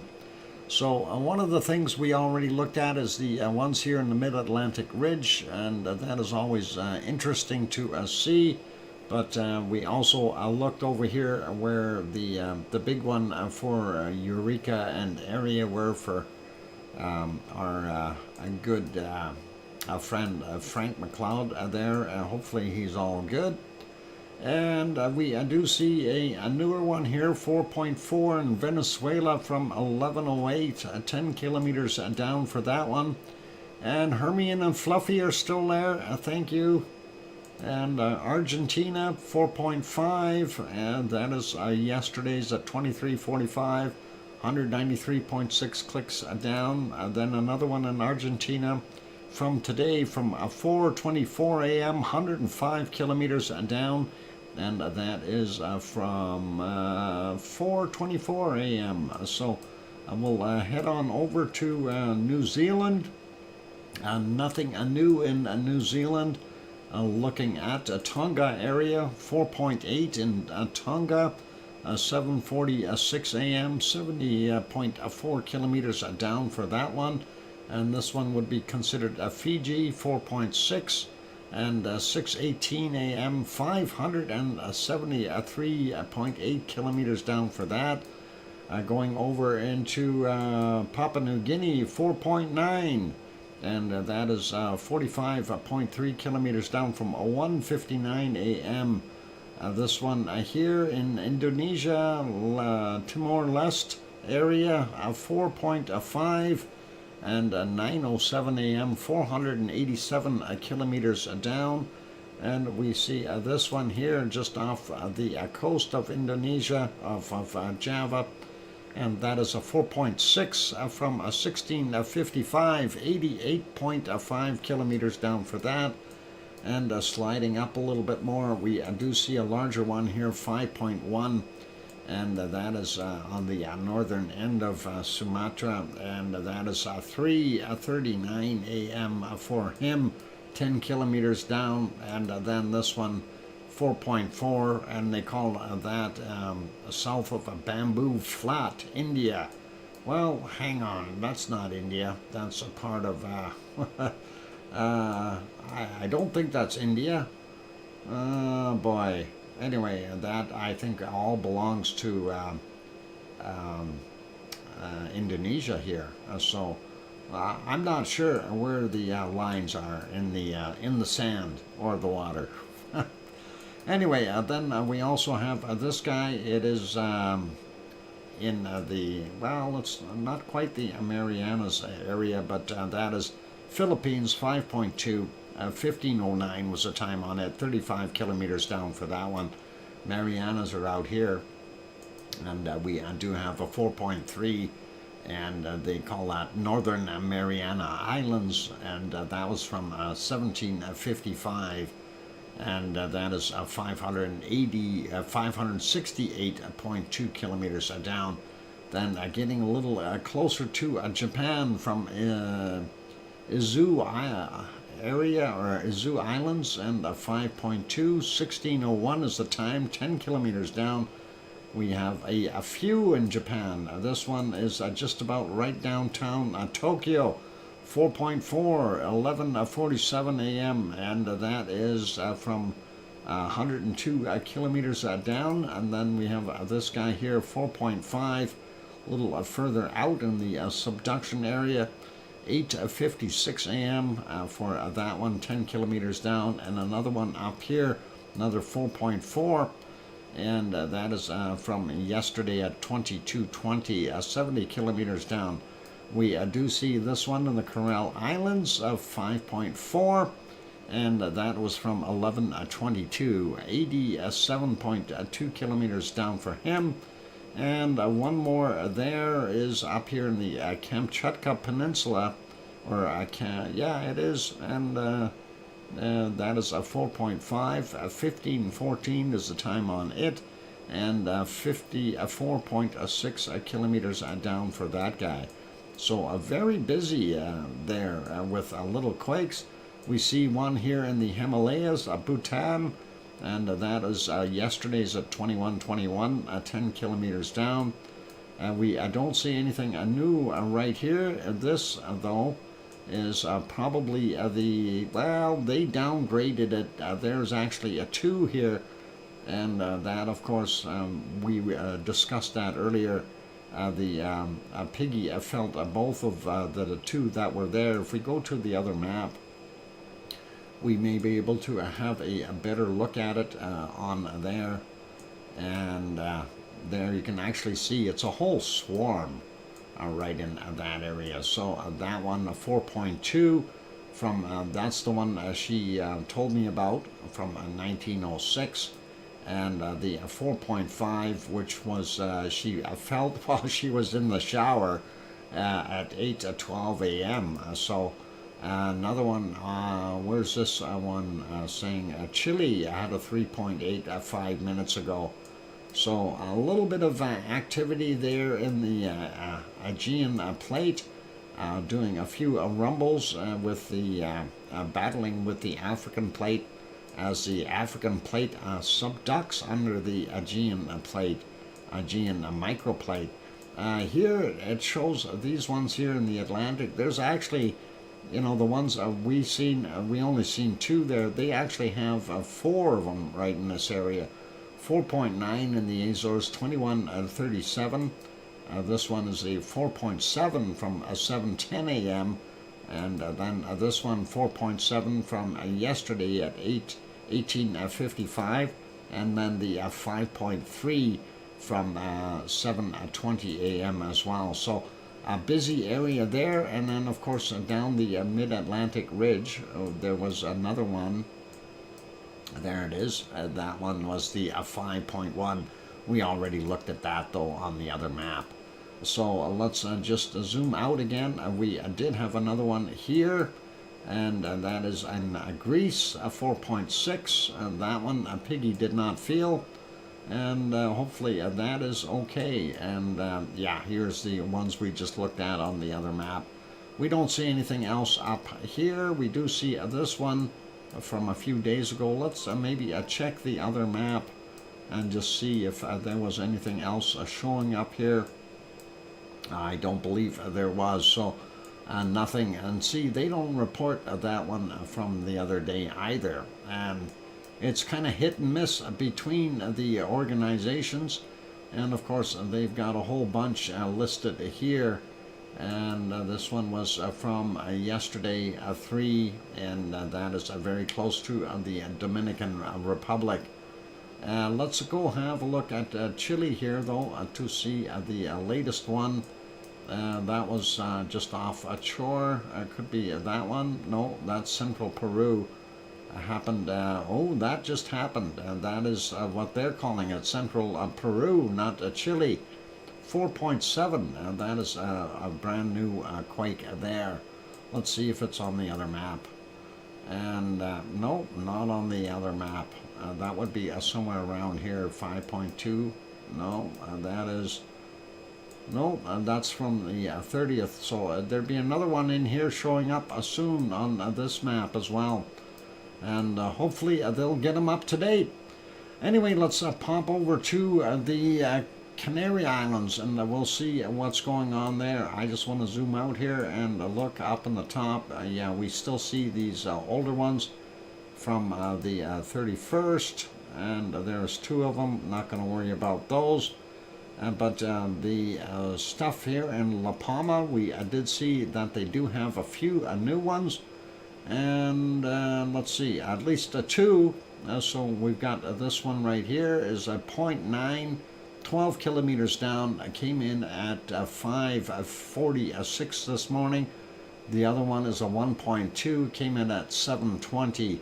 And that is 8 kilometers down, both in the same spot, right underneath where that star is.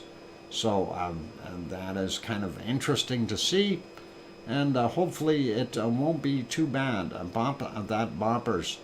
Yeah, bop the bopper. If you haven't hit that thumbs up, give it a shot. Pardon me. And let's refresh our volcano map. We'll get rid of some of the advertising here, and we'll have a quick peek. Nothing in Iceland. Azores are still the same. Michael, a volcano still happy down there. Still yellow ones over in Hawaii. We don't see anything new there. Nothing new in Vanuatu. Nothing new in Papua New Guinea. And nothing new in Indonesia. So everything is pretty much the same as what we had before. Really nothing new. It's a bland day, unfortunately. I wish I had more lava. It would really be nice. Good night, Gabby. Take care, and all the best to you. And let's see. Yep, Erebus is still down there. We don't see anything happening with Heard Island. Africa looks pretty normal. Eruption still there. And of course, if we zoom in here to Etna, Volcano, Stromboli, and Campi, all still normal. So that is what we've got there. Unfortunately, nothing new. I wish we had new stuff. New stuff is always more fun than old stuff. Popping over to our weather map, let's have a quick peek and look at what our SO2 is like. I'm going to refresh this though, and that is not old, but still want to refresh it. There we go.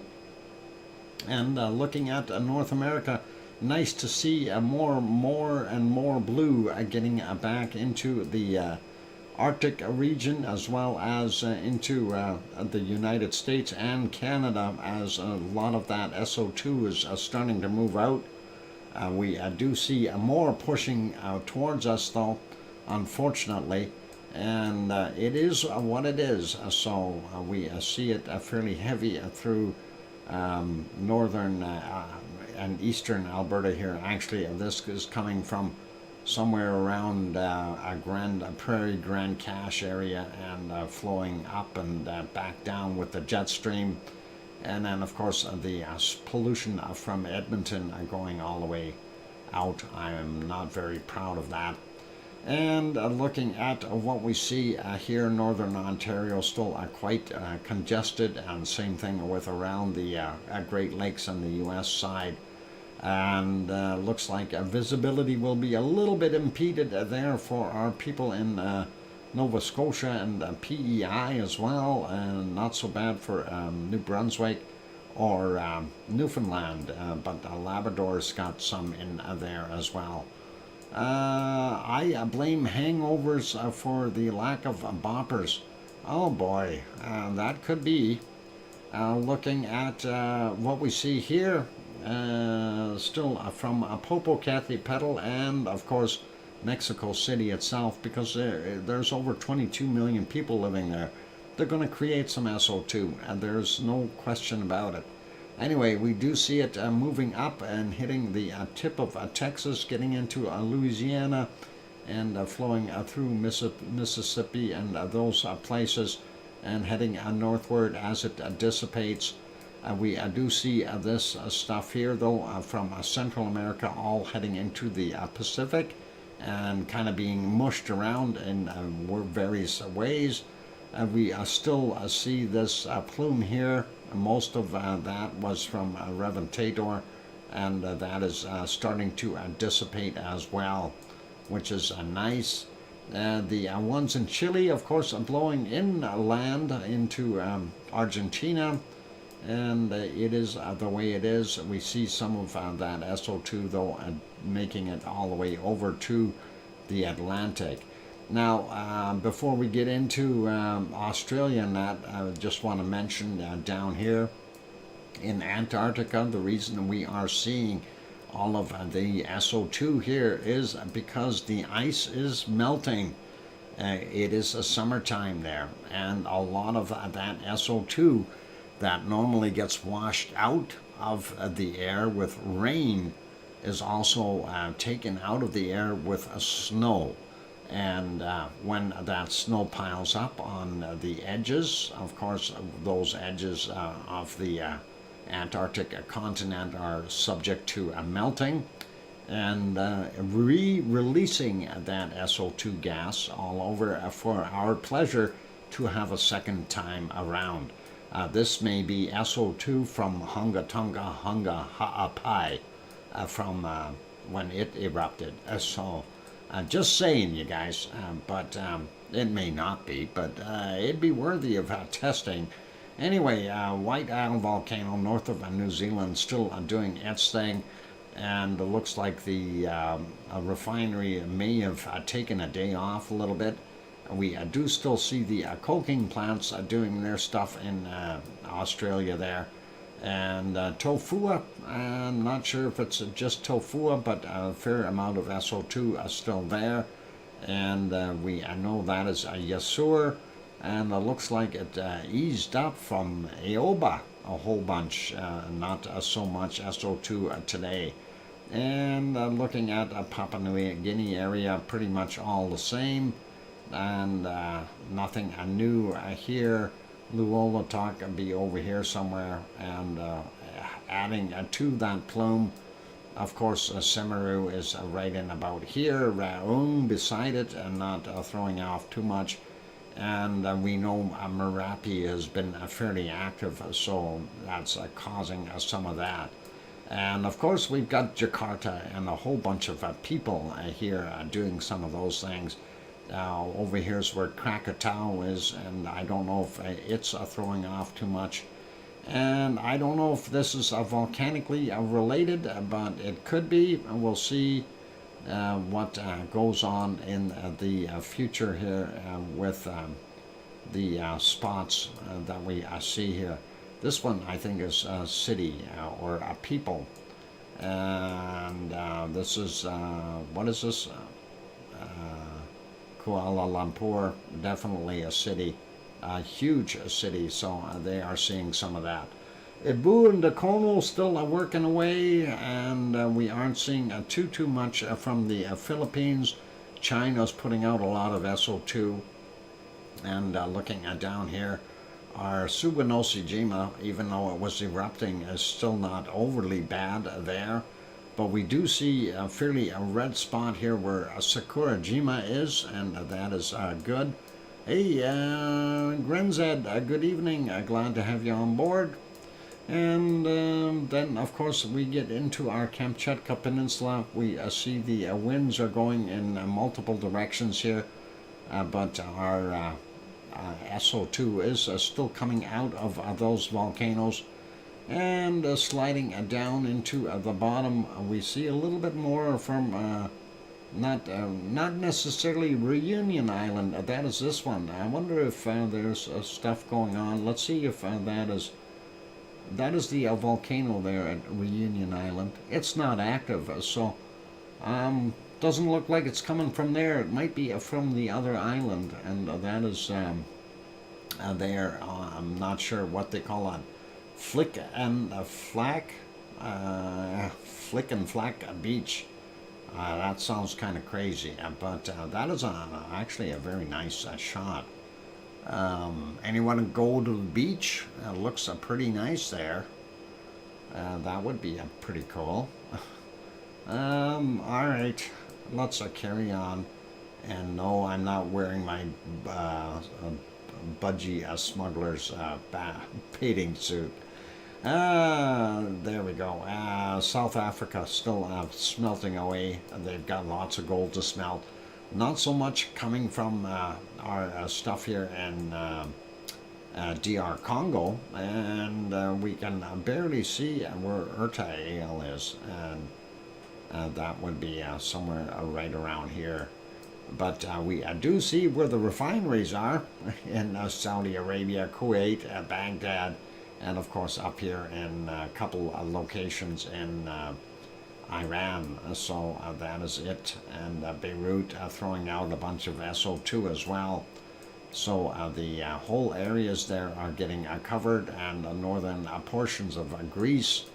And look at what Mount Etna did. Mount Etna, are you ever bad? Threw out a bunch of SO2 today. And not sure what the heck is going on. We still see that plume going all the way over. That originated over here somewhere. And I'm not sure how or why that came out. But that is not from Etna. Etna is making this. So we blame Etna for this. And let's see, not so bad in Spain and Portugal and most of France. Actually, Germany isn't that bad. We do have a little bit in Holland, as well as Belgium and portions of England. And looks like Ireland is clear, Scotland clear for the most part, Denmark is clear for the most part. And same with Norway and Sweden, a little bit in Finland. And Iceland are looking like they've got a much freer day today, so that is pretty awesome. Anyway, before we get over to the weather, there is the refreshed weather map. We'll work on that when I get back from the break. But for right now, I am going to take a break. For those good people who are here, if you have not yet hit that like button, please do help us out. Give the like button a quick bop. That would really be awesome. Also, if you have not yet hit the subscribe button, please do consider subscribing if you feel we've earned it. And I was going to throw something else in there, a little fun fact. Dan Hurd. For you that are into prospecting. Dan Hurd, as of a couple of days ago, or yesterday, reached the 1 million subscriber mark. Yay for Dan, and I wish I was up there. I'd be happy with 100,000. He works hard and he's done well. So Dan Hurd made the 1 million subscriber mark. That is really, really awesome to see. Anyway, all good, and I'm still watching myself on my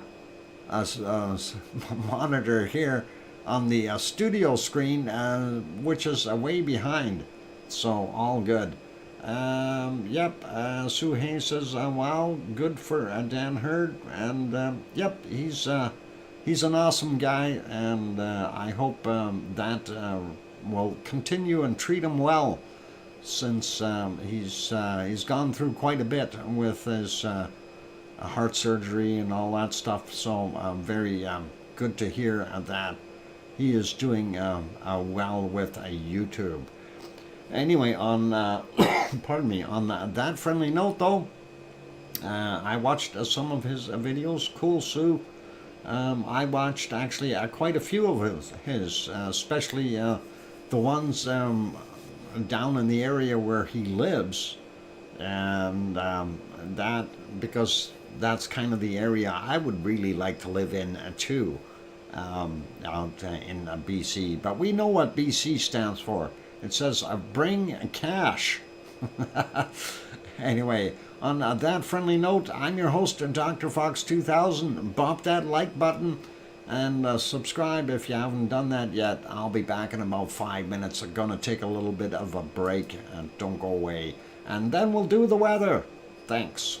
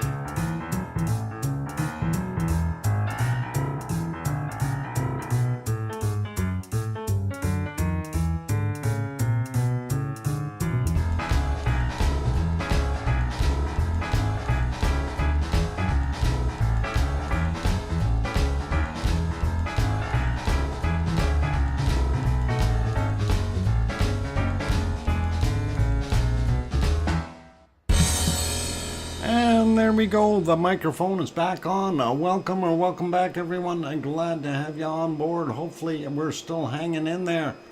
And I've been watching the bit rates go up and down a little bit, but nothing too serious. So hopefully, you guys are hanging in without buffering. And thank you for the welcome backs from Wonky Donkey and Sue Hayes and Cananescus Country. Thanks, guys, and glad to have you all on board. And let's get over and do our weather before our internet dies. And anyway, looking at what we've got, looks like almost a carbon copy of yesterday. I'm going to refresh this again just to make sure that we are up to date. And there we go. That is as fresh as it gets. We do see some very cold stuff up at the top area of Alaska, and then of course up here in well, most of that really cold stuff is in Nunavut, and I want Nunavut. But we do see the prairie provinces have warmed up, and British Columbia included, and that is pretty awesome. And we do still have some relatively cold stuff there in central Saskatchewan area, but not down by Swift Current, so it should be a little warmer there. We see Regina is at minus 15, Winnipeg minus 16, whereas the rest of the provinces here are enjoying slightly warmer temperatures. Wanted to see what Vancouver was at today, and they are about 4 or 5 degrees. Victoria about 3, Nanaimo coming in at about 2, and up there where Malahat is, where Bob lives, about 2 or 3 as well. So that's not so bad. Sliding over to the east, we do see northern Ontario still a little bit on the cool side, but down on the Panhandle here, they are doing pretty good. So 2 to 3 degrees there in Toronto, and 0 down in London. Detroit coming in at only a +1 Celsius. Sliding up a little bit more, looking at Montreal is 0, Quebec is 0. And wow, that is pretty interesting. A little bit cooler in the top portions of New Brunswick. Bottom end, though, looking pretty tropical. And let's see, Halifax coming in at about 0. And that is the same as Cole Harbor, which is where Sue is from. And we do see some spots in the northern, northeastern end here, and they are a little bit colder, but not by much. Sydney coming in at -1. We do see Newfoundland is down to about 8 degrees in a lot of -8 degrees in a lot of places, but out here on the peninsula is pretty balmy yet. They're about the same temperature. Up here in Labrador, a whole bunch colder. Mind you, northern Quebec also cold, so I'm not going to worry about that part. Sliding down the west coast real quick, Seattle 7 degrees, Portland coming in only at about 3, so Seattle's actually warmer. Eugene back up to about 6, and let's see, 9 in San Jose, Sacramento 6, and getting into LA, we see about 10 degrees there. Mexicali about 14, 15, Death Valley coming in at about 12 or 13. Oh, 11 Celsius, 52 Fahrenheit. Thank you for that one. So, Las Vegas, about 6 degrees Celsius. Phoenix making it to about 10, that's about 50 Fahrenheit. A little cooler than that, 7 degrees Celsius there in Tucson. And Albuquerque only making it to 2 or 3 degrees, and that is not so warm. Looking down in Texas, they had a relatively nice day, but Amarillo being the colder area up top at 7 degrees Celsius. San Antonio 20 right now, Austin 22, Houston 23. That's not bad for early evening hours. Dallas at 20 degrees, that's not bad. New Orleans 21, Mobile, Alabama getting in at 19, 20 degrees. Let's keep sliding over. Tallahassee about 19 degrees. Miami down on the bottom end here, 24, 25 degrees. That's a lot better than what they've had in the last few days. Sliding up, Charlotte, North Carolina, we see coming in at 15. I missed Atlanta, 16 degrees there. Grandma B's house about 12 degrees, so about 52, 53, 54, something like that. Shouldn't be too bad. And looking at New York, 12, and that's actually fairly warm. And 3 degrees in Boston. Let's slide down a little bit more. We do see the cold has crept back down the Baja again and into deeply into Mexico. Some of the places are very cool. 12 degrees are still there in Mexico City. Acapulco, though, coming in at about 26 right now. We do see some of the stuff here in the Yucatan Peninsula area and that bay fairly warm. And no, that's not because we had an asteroid or a comet or something land there. They are just that way normally.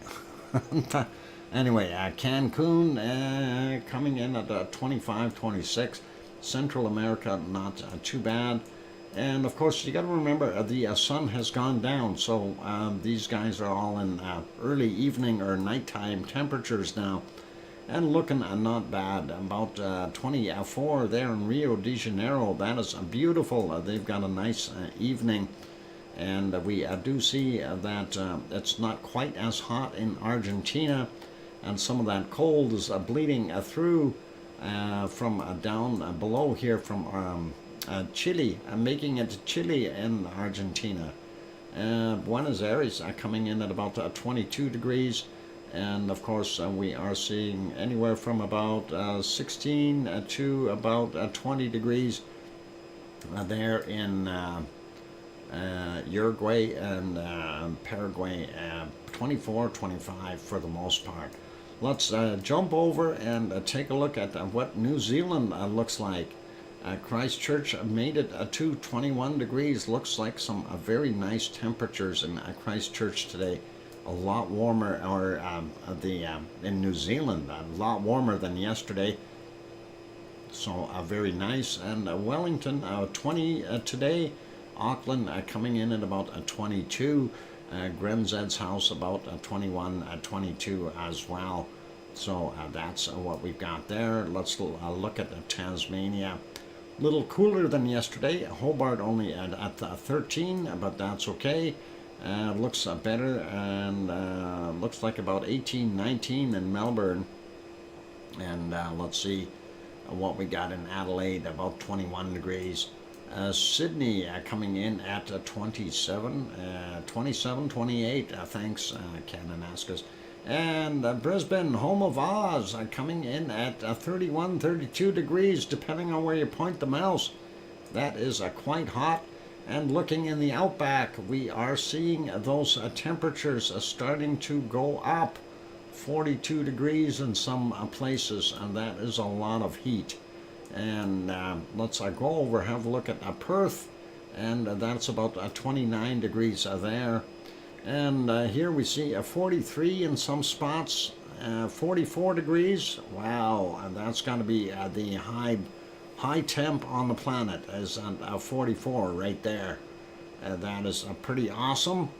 And of course, this storm Ellie is continuing. It came in, it churned, it made a big U-ey, and it is just stalled out there doing its thing. I wonder if it's ever going to die out. Anyway, looking at Fiji, a little, I don't know, 25, 26, 27, 28. Pretty normal, and a lot warmer there in Papua New Guinea. But they are used to that 30 plus temperature range there. So that is what we've got. And fairly warm in Indonesia, both on Java and Sumatra. And then we get up here and take a look at Bangkok, coming in at about 26 degrees, just like what it said there. Thank you, Sue. And that is pretty awesome. Looking at Manila, 30 degrees Celsius there. And again, Taiwan has got kind of a split thing between a cold and a warm. So it's anywhere from about 12, 11 to about 22, depending on where you are, 23 in some spots. Japan, not quite as warm. Of course, down on the bottom end, we see 9, 10 degrees right around where our wonderful Sakurajima is.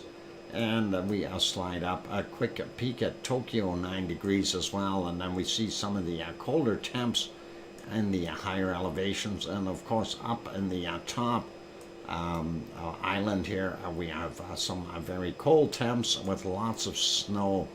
And looking at the Kamchatka Peninsula, looks like that cold is trying to work its way down here. And it may succeed in another month. But right now they are getting a warm blast blowing across it, and that is keeping it a little bit warmer at about -9, -10.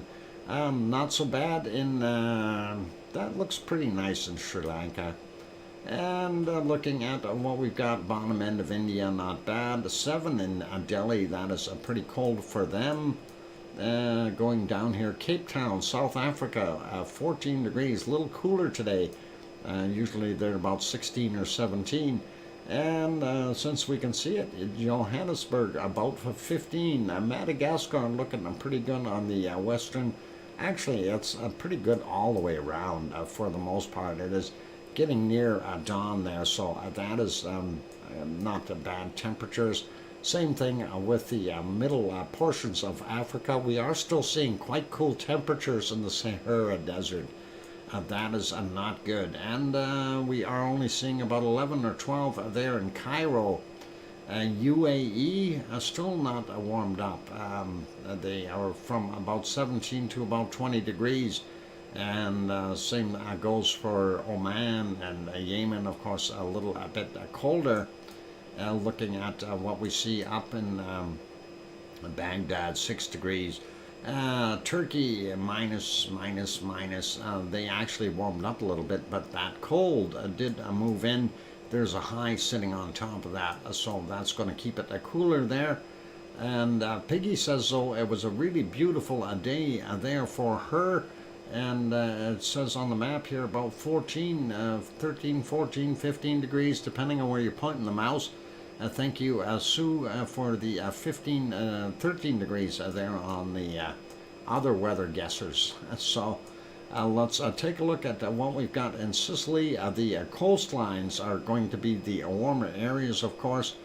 And looks like Randazzo is about 4 degrees Celsius, and we'll see what that is. That is a pretty cold, and I might want to go back to Germany there, Yvonne. I chuckle.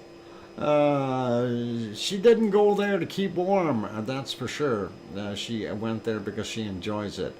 Anyway, we are seeing new Irish monkland, Sardinia, fairly chilly. Yep, thanks, Sue, for bringing that up.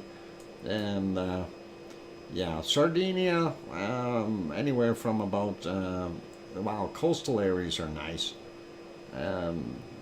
Down here, 17, I'd take that in any day of the week. That'll be all right. Anyway, looking at Portugal and Spain, Madrid coming in at about 6 degrees up in the north here, though a lot cooler with that high sitting there. And then France, well, hey, bottom end has got a little bit of warmth. Not quite as warm today there in Paris, only 6 degrees. Looking at Belgium, that is not so bad. Brussels about 5, Luxembourg about 5 or 6, depending on where you are. And looking at Amsterdam, coming in at about 4 degrees. Looks like most of Holland about that same temperature. Real quick, a peek, looking at Munich at 7 degrees, Frankfurt coming in at 6, and Cologne coming in at about 7. A little bit warmer up here, and we see 7 in Berlin, and Hamburg coming in at 5. Copenhagen coming in at about 6 degrees. While we're here, let's look at Oslo up here, -7, and a little warmer there at 0 in Stockholm. And a quick peek at St. Petersburg, aka Leningrad, is a -3. And that is about what we've got for those areas. Moscow actually about -3 as well. And looking at England, London about a +3, a little bit warmer down on the coast and maybe the western portions of Wales. But England somewhere right around that freezing mark for the most part. A little cooler up in Scotland. And of course Irish Monkland. He's basking in the sunshine, well, in the night shine or moonshine. Hang on, that didn't sound right. Anyway, he's got about 8 or 9 degrees there in Doolin, Ireland. That is pretty cool. And going over to Reykjavik, and Sue brought the temperature up, saying 0, and that's what it says on here as well. So your timing looks great from here, Sue Hayes. No worries. Oh, you're doing good, Sue. Sorry, late again. Not my day today. No, you're good. You're fine. You're doing a wonderful job.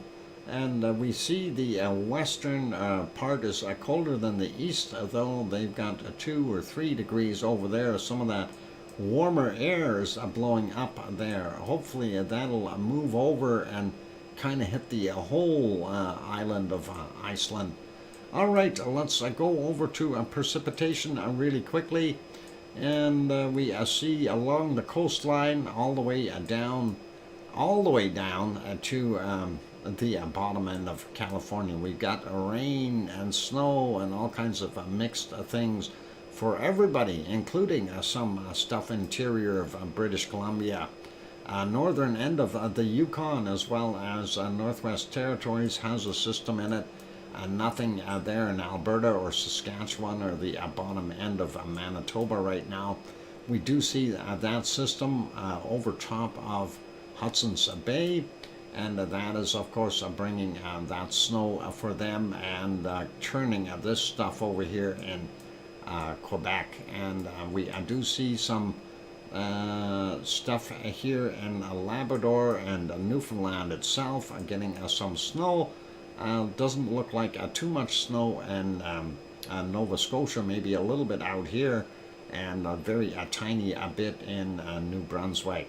And looking at the lake effect stuff, looks like nothing right now. Some ice rain in a couple of spots, but hang on to your socks, you guys. You've got a big weather system coming, and that looks like it got that was the stuff that was down here yesterday. It really moved up, and there is more snow coming and more rain, so that is going to be not so good for you.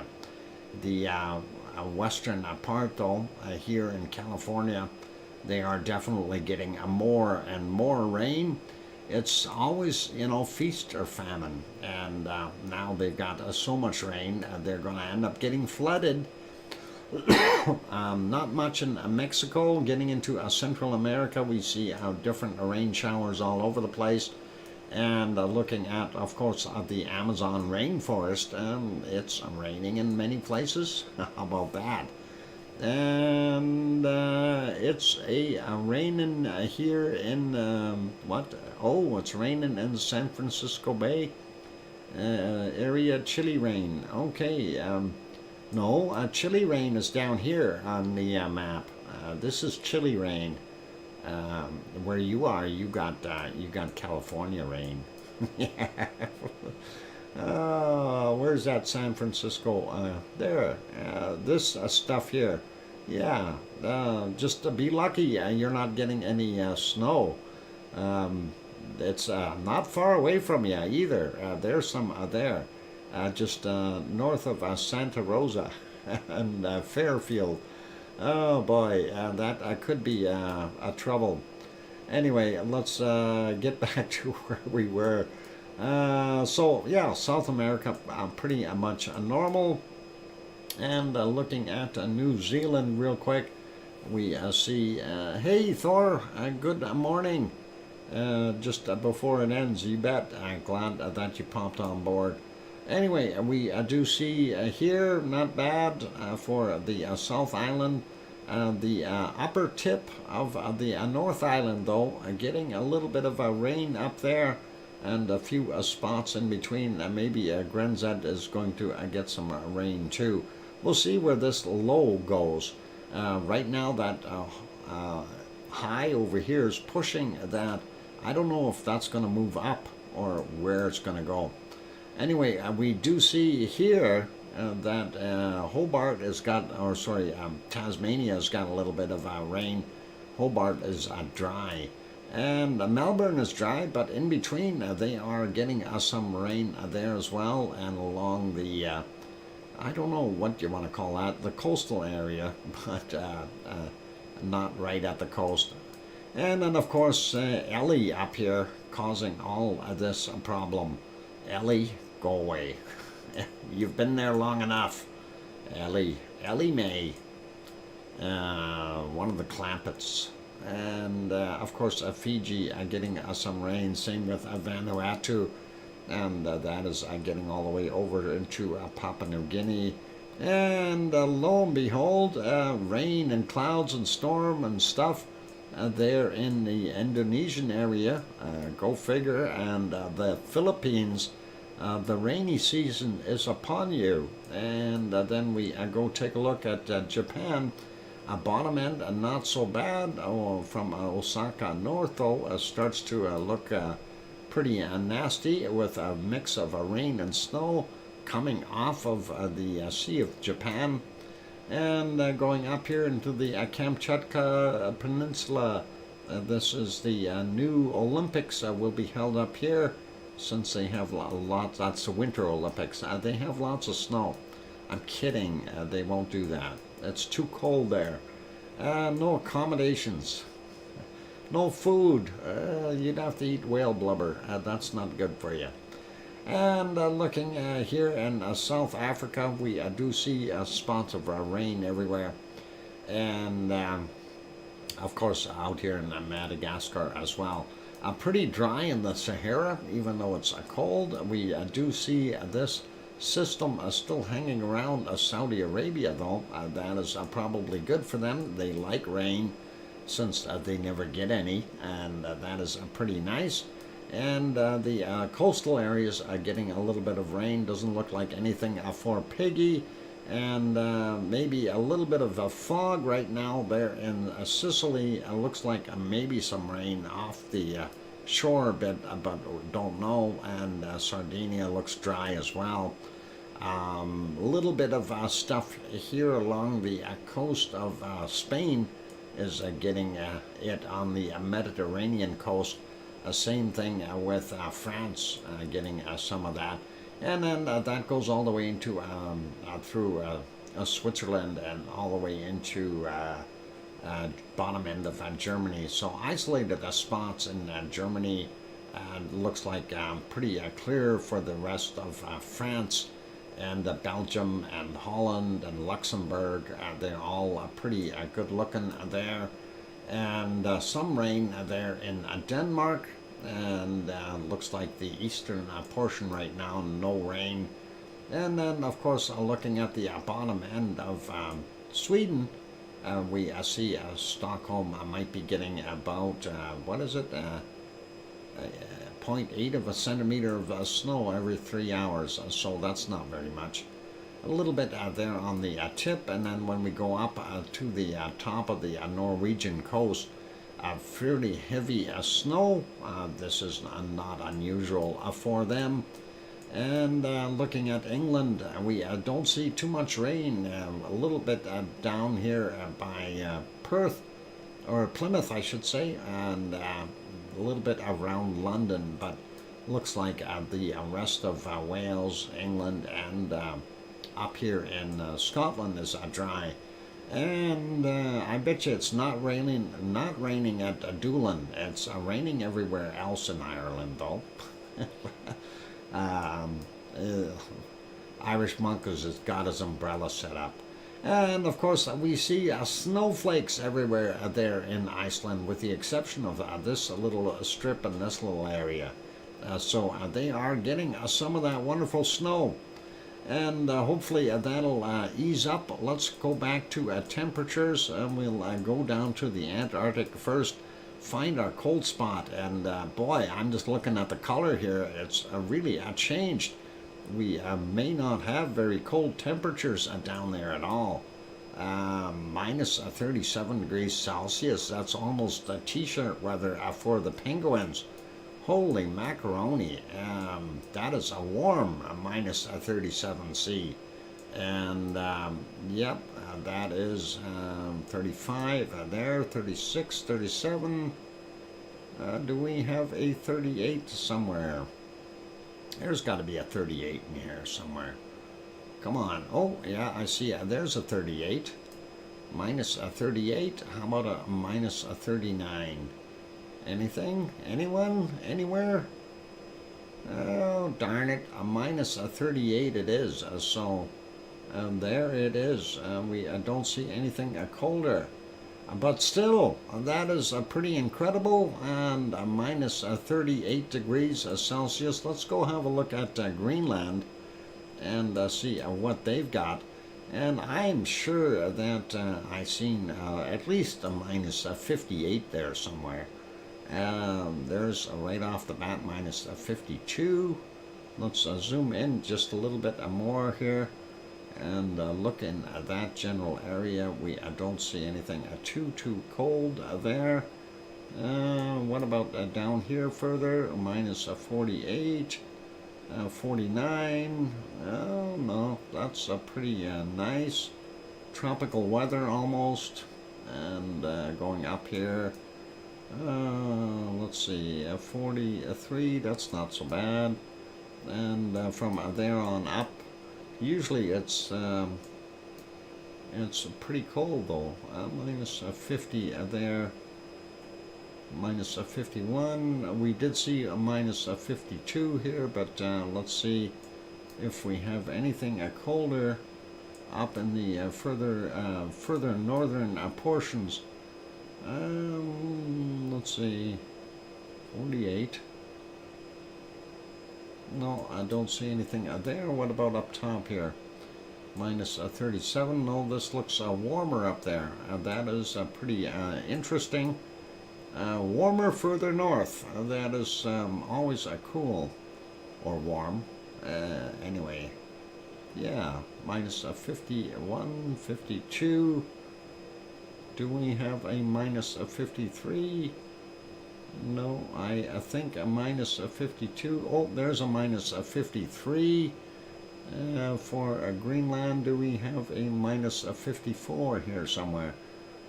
And no, I guess we're going to have to live with a minus 53 degrees Celsius. So, all right, we'll carry on. Let's go over to our wonderful Arctic. And I'm sure we've got some colder temperatures up here. Let's see, we got about a minus 40 something up here, minus 47, 50. There we go, we got a minus 50 already. And let's see if we can find something a little cooler than that.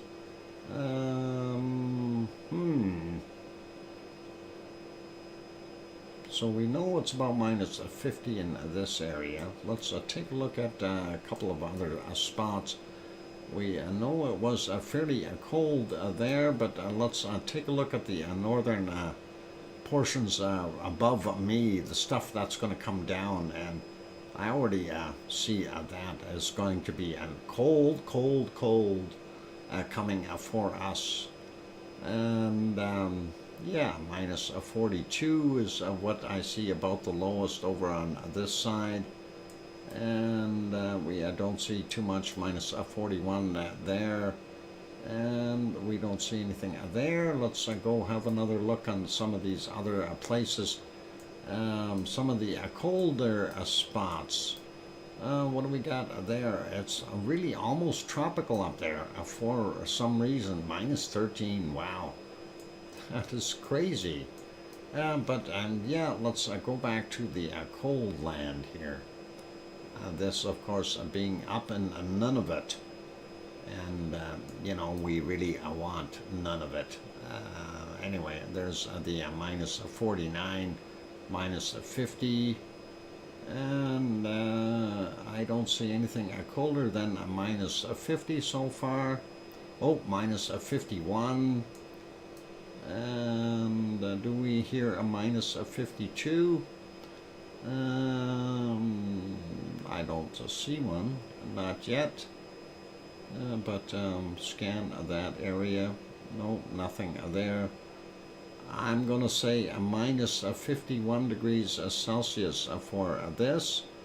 So that'll be okay. And that is pretty chilly unless there's something down here. No. Oh, a minus 45. Let's go maybe investigate this area here for a second. Minus 49. No, I think we are minus 50.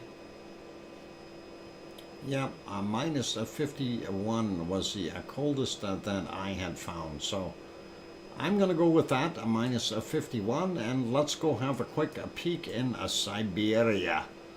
Siberia has got to be like minus 104. Looking at some of the places, there's already a minus 45. 48, 49, minus 50, and minus 50. I just seen a minus 51 in there. Yeah, minus 52. Anything colder? Minus 52. Don't see anything, but that whole area is well below those warm temperatures. 48. Let's see what else we got along that river. Not too cold. What about this guy over here? Minus 50, minus 54, minus 55. There we go. And do we see a minus 56? No, I think a minus 55 is going. Oh, there's a minus 56. There we go, minus 56, and there's a minus 59 degrees Celsius. Let's see, do we hit that magic minus 60 mark in here? And minus 59, 58, 59. Okay, I'm going to go with a minus 59 for Siberia. So that is it for today. And Doc sees a minus 38 in Antarctica, minus 53 in Greenland, minus 51 in the Arctic, and a minus 59 here in Siberia. So there you go. And all right, who is what? Doc for the tie. Way to go, Doc. Oh, we tied. Did we have the same temperatures? That is pretty chilly. Sue said coldest temp 38, minus 38, and okay, that's the same as me. Minus 53, I think that's the same as me. Oh, she beat me in Antarctica, but I beat her in Siberia by 1 degree. So, all right, I guess we'll call it a tie. Sue, send the airdrop, and hopefully we'll, don't forget those penguins. Make sure you put some suntan lotion in for them. They need that. It's getting pretty hot and sunny there. So, and that is awesome, you guys. Minus 59 degrees. Yep, it was pretty close today. It was. And yeah, that is awesome. More likes for the doc. Excellent. That would be excellent if we can get more likes. If there is anyone here who has not yet hit that like button, we are trying to get over that 100 mark. Please give it a quick shot if you haven't done so already. But I'm going to basically wrap the stream up for today. Let's put you back on canned lava. And hopefully our stream is still working. Do free, you have mine as soon as I come in. Okay. Does that mean if you come back in a few times, it'll keep adding up? No, I know it doesn't. Darn it, do free. But welcome anyway. Anyway, that's it, you guys. I do appreciate having everyone here and all awesome. We did have a couple of people renewing their memberships. That is cool. I want to thank Lizoid for the wonderful super chat today, and thank you very kindly, Lizoid. That is awesome, and the only one for today. All cool. And also, I want to thank every one of you for being here, all the members, all the everyone, because you're all part of our lava family. So essentially, you're members of that wonderful lava family. And please, you know, if you are sitting on the outsides and you see a bunch of people that are green, don't panic. They are good people, and that is all wonderful. So on those friendly notes, I'm going to basically wrap it up for today. And thank you everyone for being here. Appreciate all of you. And want to say thanks for watching. Thank you to our moderators, Arizona Snowman, Piggy, C&D Boy, and Gary, 24/7 Live, EZ Skies, and Joseph Fields, Texas, as well as Lucas Snow and any of the other ones that were hiding in the background. Appreciate all of you, and appreciate every last one of you that is in here as a member or non-member, and you know, just a part of that lava family. So thank you everyone for being here, and hopefully that your day was fairly decent for the second day of 2023. And tomorrow, of course, is a Tuesday, back to work for many people.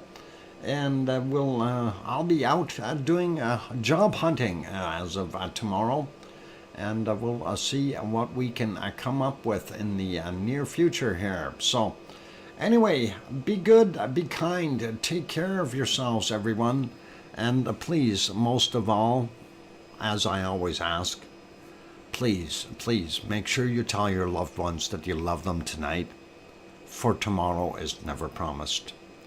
I'm your host, DrFox2000, here in Edmonton, Alberta, Canada. Take care, good night, and we'll see everyone tomorrow. Oink, oink. Good night.